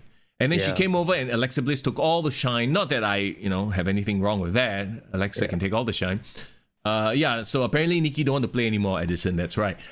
I want to see Nikki somehow involved in this. Maybe she can be the special guest referee. I don't know. I don't know, man. I think they need introduce more new players in the title scene for sure. Talking about a new player, in a way, Bianca Belair versus Bayley for the SmackDown Women's Championship, which is a slightly more compelling story. That whole segment with Bayley and Seth both wow, damn irritating, but it works, right? Yeah, I mean, the two most annoying heels on SmackDown. But you know what? When Cesaro turned out, I actually cheered like crazy. I was like, yes, please. Yes, please stop them being so freaking irritating. So the heels are doing what they're supposed to do, right? Even though Bianca and Bayley had a match already at Backlash, I kind of feel like this match gives them. I think the story kind of progressed a bit more, and I think the fact that Bayley is in the limelight is really, really great. Yeah. But I dare say that we might be seeing a Sasha Banks interference at the end of the match, or Sasha Banks reappearing to stake her claim. But helping who? That's the question. So because would Sasha Banks turn back heel? So are we looking at a schmoz finish, as in she just destroys them both? No, I would think like maybe Bianca retains, and as she's celebrating, Sasha Banks beats up, right? And then there will be this one moment where Bayley looks at Sasha like, "Hey, are you back together with me?" Yeah. But then she kind of shows like, no, I did it for myself. Right, and she whacks Bayley as well. I mean, it would be a cool three-way feud, if anything, but I feel like Sasha and Bayley would just take all the shine, and Bianca would just be like, ooh, so far, like in her title reign right now with Bianca, like has there been a Bianca moment? Bianca needs to definitively defeat like both her number one contenders, Sasha and Bayley. And you're right, the most memorable part about her title so far was her title victory at WrestleMania. Yep. I haven't remembered anything she's done in the last 8 weeks since then. Which is scary. And who else after Bayley, if not Sasha Banks, who else can contend? Carmella? Well, I mean, I'm a huge fan of Liv Morgan. Yeah, but Liv Morgan is way too far off from contending. Yeah. Maybe they can bring Tamina can challenge her once a year title match. Isn't Tamina and Natalia, aren't they still the tag team champs? And who are their contenders? Who the hell knows? Obviously, Nia Jax and Shayna Baszler has broken up. So and Shayna now is in a feud with Alexa Bliss. So maybe that match gets added to this card. Yeah, that will be interesting because obviously last week's Raw ended up in the cliffhanger where Shayna was screaming. That's the last thing I expected Shayna to be involved in, like hokey segments. So I mean, there's a lot of weirdos happening on the main roster. Let's put it that way. Look, we love Alexa Bliss on this show, but this whole twisted Bliss, this fake fiend thing is just not working anymore. She doesn't she's not as compelling as the Fiend was. You know what would have made it compelling? She needed to have continued into the women's title scene. Like if she was with against Rhea, or like somehow like putting her presence somewhere around there, I think it'll be interesting. I don't know what she's doing with Shayna. Where does that lead to? I feel like, okay, so she introduced that doll, right? What's the name of the doll? Lily. Lily, right? And I thought Lily would be like, I don't know, a new character. Maybe it could be Liv Morgan, or it's like Sister Abigail, a character that never is truly seen, right? I feel like though they created Lily as a prop to start this feud with Shayna, because Shayna stomped on the doll, and that's why they're gonna feud. I mean, it's got to be a bigger reason. I mean, Lily needs to lead to something. It can't just be like a prop. Bro, it can't be Mr. Soko. We've watched WWE long enough. I feel like they are just using her as the reason for them to feud, and there will be no Lily beyond this. Oh well, can we just talk about the best wrestling angle in WWE? Okay, then? And this will lead us into the Hell in a Cell match. Yes, and will this be the main event? I mean, shit. It's funny because someone actually commented in my Discord when I somebody put down that this was going to be the main event, right? Mm-hmm. But it's like 10 years ago. Rey Mysterio is headlining, and now in 2021, Rey Mysterio is headlining again. Like, have they no ability to build new stars? First of all, right, because I was eyeballing SmackDown, but I wasn't watching SmackDown through and through the last couple of weeks. Then suddenly I was like, wait, how did Rey Mysterio end up involved in a family feud? What's going on? Yeah. And then I saw that clip. If you saw like last week where. Basically, Dominic Mysterio just got killed. Reigns yeeted Dominic over the top rope to the floor. And the best part is they didn't do an AEW and show how he fell. Yeah. There's obviously a crash pad, and you have to have a crash pad. That is a crazy ass bump. Yeah, but I think it's really great because obviously you know why it makes sense now that I think about it. Yeah. This spawned from obviously the tag team title match between Usos, Rey Mysterio and Dominic Mysterio. Yeah. And they managed to retain the title, cause dissension. It forced Roman Reigns out from the back to beat up everyone, including, making an example for Jimmy and Jay. Like, hey, if you fought this match, you should have won. You didn't win. You disappointed the family, blah, blah, blah. And then the whole segment, which I put out on the Instagram page where Jay was super conflicted because now Jimmy is like, I'm done with Roman. You better choose me or him. He put them in this ultimatum, right? Yeah. And Roman said the same thing, try to convince Jay to go back to him, and he just got so frustrated and he just walked out. and then Jimmy was like, "Hey, Roman, like, you know what? Let's throw down right now. Like, I'm pissed off you, throw down." And then Roman was like, "What are we? Kids? We're adults. Why everything has to end up with a fight?" I think that really spoke deeply to a lot of people. It's like, that's dumb. Like, and Roman Reigns being the character he is now, he instead tried to be very cerebral and said like, this is all your fault. He's supposed to be your brother. I shouldn't even have to expect him to convince him to join back the family. This is all business. I think that was like the best promo of his career. Bro, right now Roman Reigns is the best version of Roman Reigns that has ever been. And I love that now it's all about family, right? Yeah, you have the whole family dynamic with the Usos and everything, and then you throw in Rey Mysterio. Everything's sort of like there is a plan, and the plan is being executed. Like, you can tell that they've been building towards it, like the whole tag team run deal, the Usos not being able to get the title. That's how Roman Reigns gets drawn in, and that's the reason as to why all of a sudden Rey Mysterio versus Roman Reigns is a thing at Hell in a Cell, because he's fighting for the honor of his family and his son.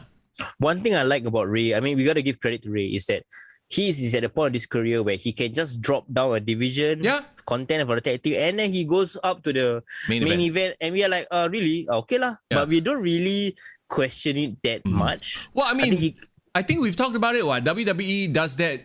Like, they could drop one of many people into that role at any time. Sheamus, AJ Styles, Dolph Ziggler, Randy Orton, Jinder Mahal. Former champion. There's a bit of a stretch, but okay, I get what you mean.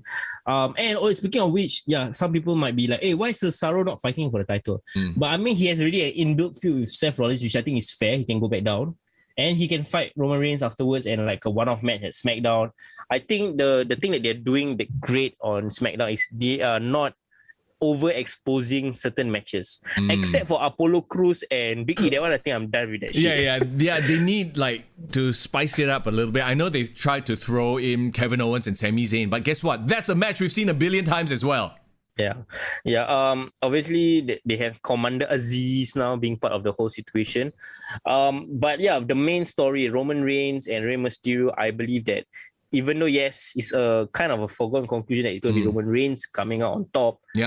I'm very interested to see how it plays out, because not only does that victory affect that the two of them, how does it affect Dominic Mysterio? How does it affect Jimmy and Jay also? Where will their loyalties lie? There are a lot of factors that could, change the outcome of this match. There's no way that Rey Mysterio is going to win the freaking championship here lah.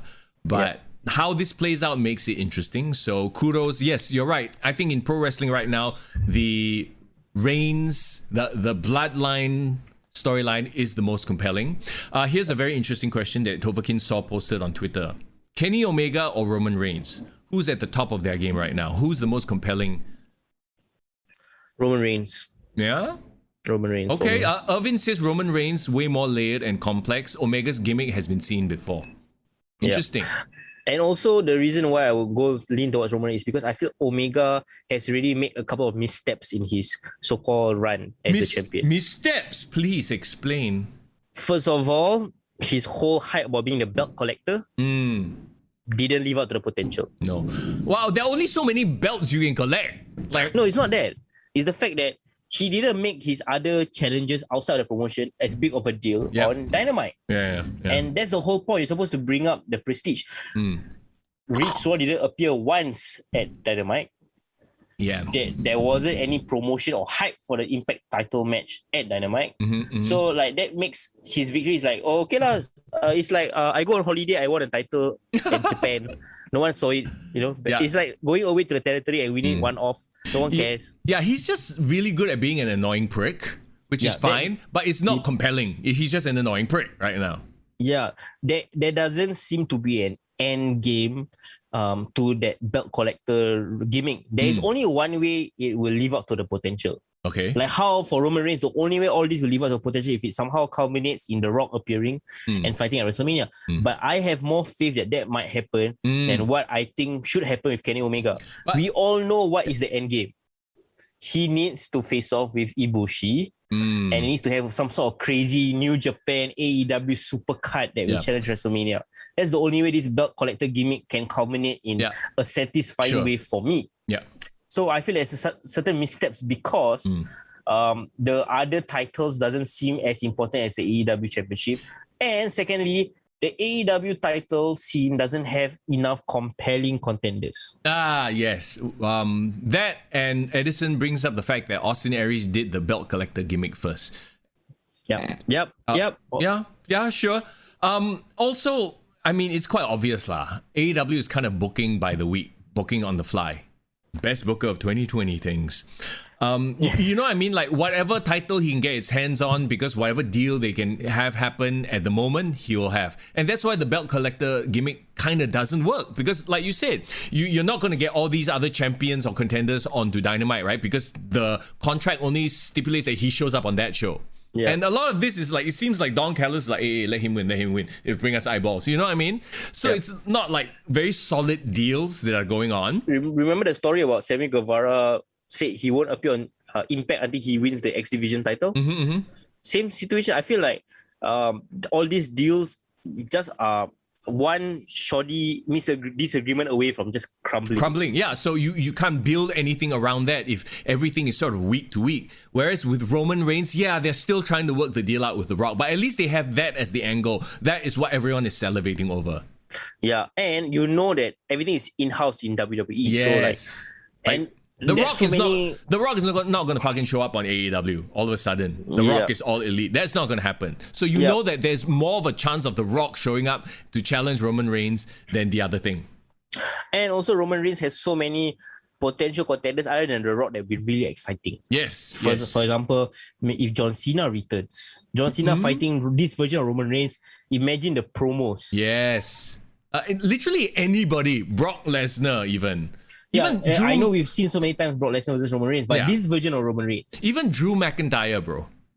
Even Drew McIntyre. Yeah. Even a potential one-off with Seth Rollins. Yeah, exactly. Heel versus heel. There are just so many permutations of this, and this is a lot of the credit has to go to Roman Reigns making his character ultra compelling. Yeah. It's the same guy. Like arguably he has one or two different moves, but it's the same motherfucker. But he's the most compelling he has ever been.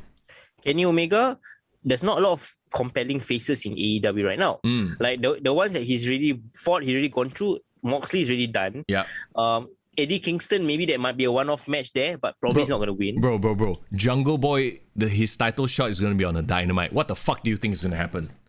Yeah. So that's a non-starter to begin with. Yeah, right. The only one that we all have agreed early on should be the end game is him losing the title to Adam Page.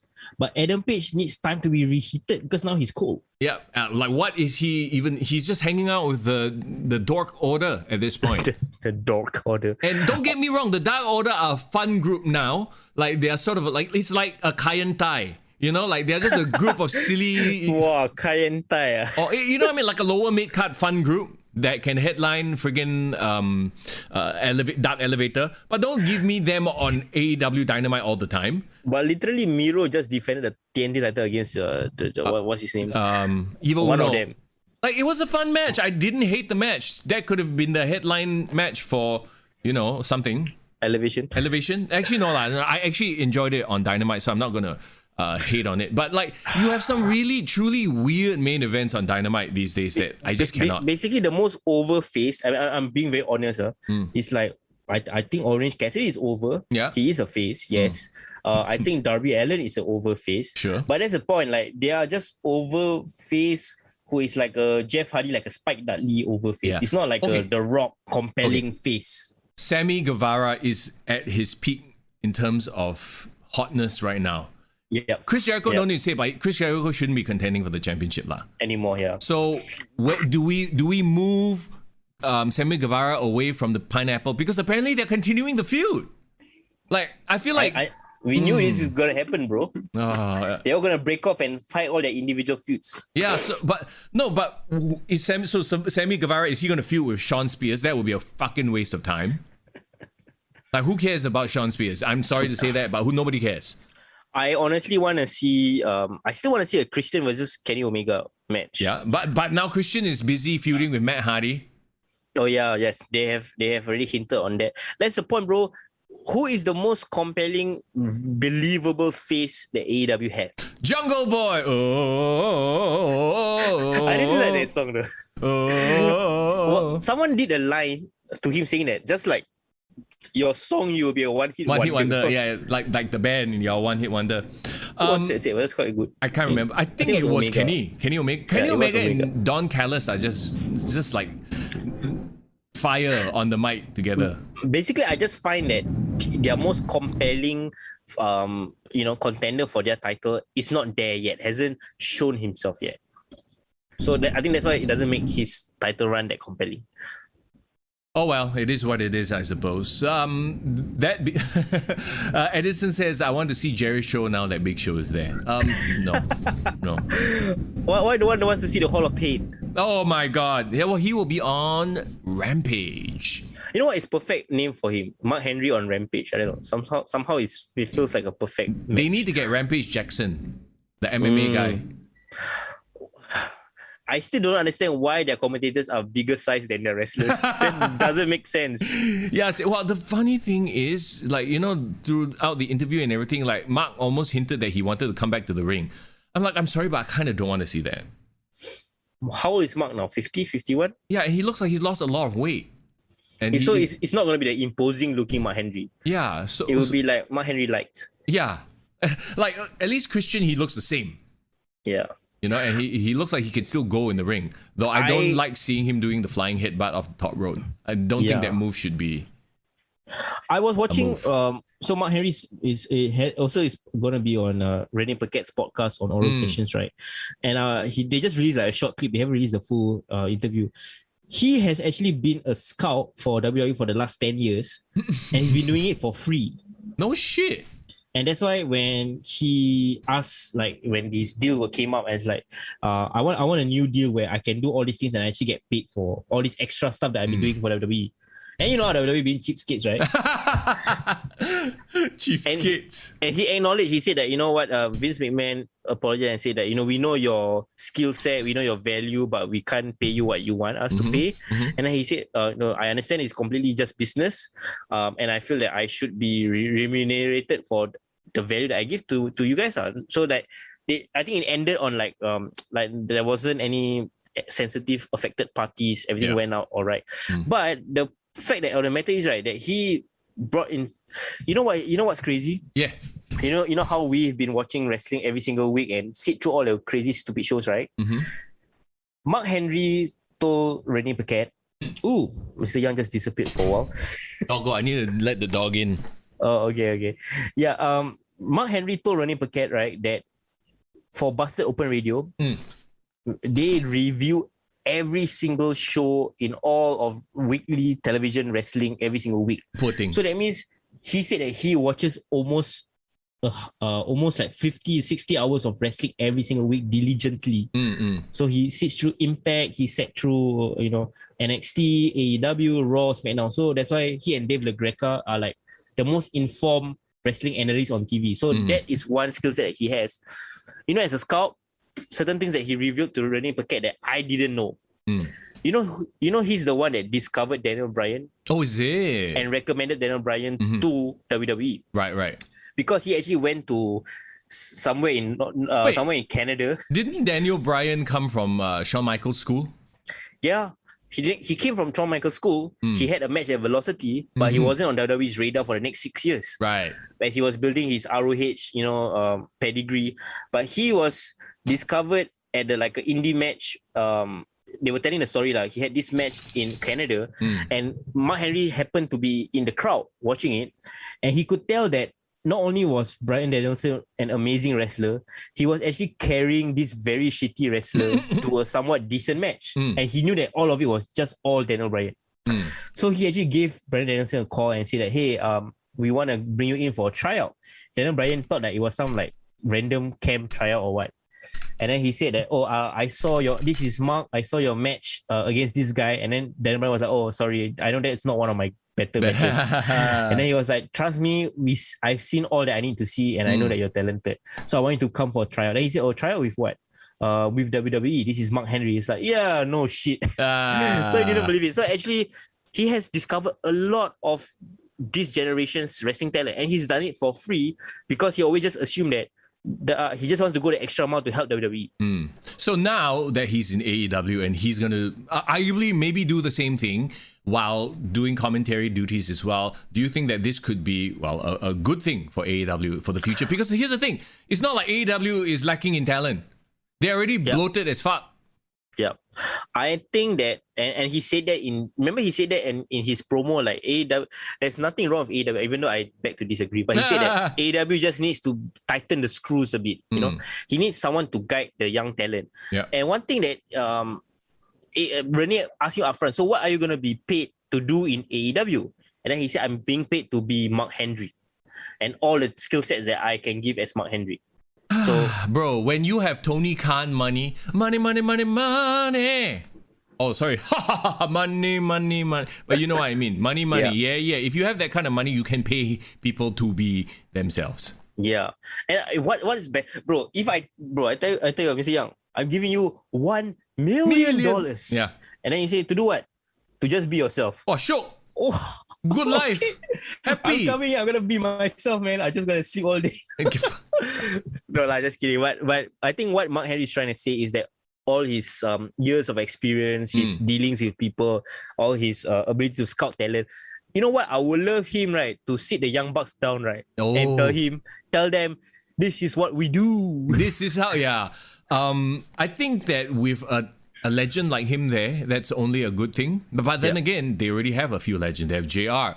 And if JR is not getting in their heads, then I don't know what will get in their heads lah. So it's just going to be interesting to see where things, go from here. As long as I think it makes them more professional as a company, that will always be a good thing. And as long as it, I think as long as it elevates AEW to a point where there will be people openly wanting to go to AEW, from WWE. Right now, bro, I've never heard anyone from AEW wanting to go to WWE. Right.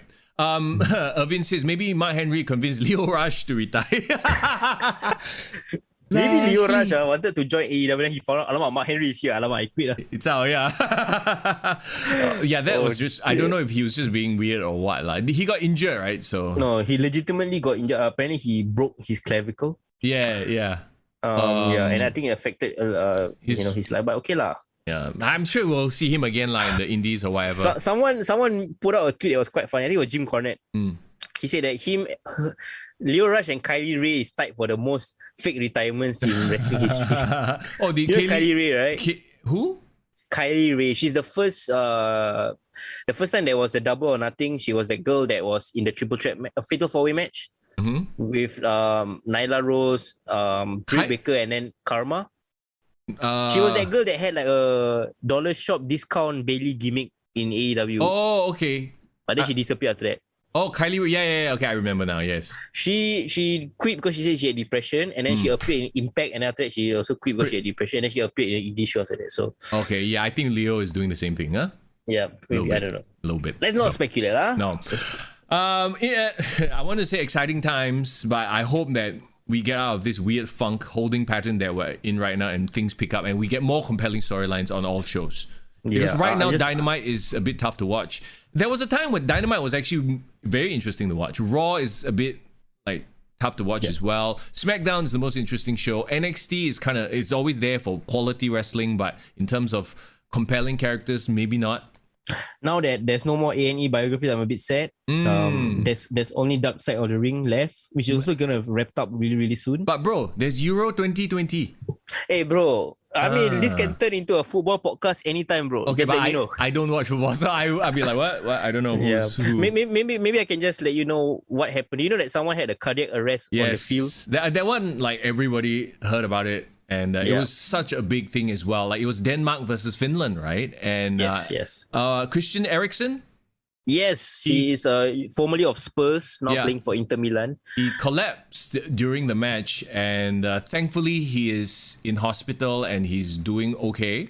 Yeah, and also another crazy thing is because he's my age. Oh yeah. So and he's like a professional athlete. Never had a history of heart attack before or cardiac arrest. So this can happen to anyone. Kudos to like his teammates, like his captain immediately ran over, did CPR. They formed a protective shield around him to to give him his privacy in that time. Another thing that apparently they credited the captain for saving his life because he actually was the first person to actually open up his airways and make sure he didn't swallow his tongue while he was out, and did initial CPR before the doctors actually came down. So they actually gave credit to the captain and said that Simon, I can't pronounce his last name, Kjaer, but they said that it was because of him that he had a chance, because there was a period where he was actually gone. His heart stopped beating. Yeah, they had to give him a cardiac massage on the pitch. Yeah, so it's crazy, and there's a lot of crazy that's been happening in football. Like the first few games, a lot of weird shit happened. Really? Someone England had a match against Croatia like yesterday night. Some fan got seriously injured because at the start of the game, how a fan fell down from the stands. What the fuck? Like from the second, third level or what? How did he trip on something or what? I don't know whether he was jumping, happy, or but he basically fell over the barrier and he just dropped down 2 stories. Oh shit! Serious condition apparently. Oh no! But in hospital. So, that was weird. Yeah, I haven't watched football in a long time, but obviously, when I heard about it, I had to read up more and stuff like that. So I hope they get well soon. I actually signed up for Euro 2010. I wasn't playing, so I just watched it online. I stream free. Yeah, $100, right? Like, okay lah. $98 or something like that. Yeah, it was 98 baht. Fuck it, I just watched it. So at least now got no wrestling and I can watch football.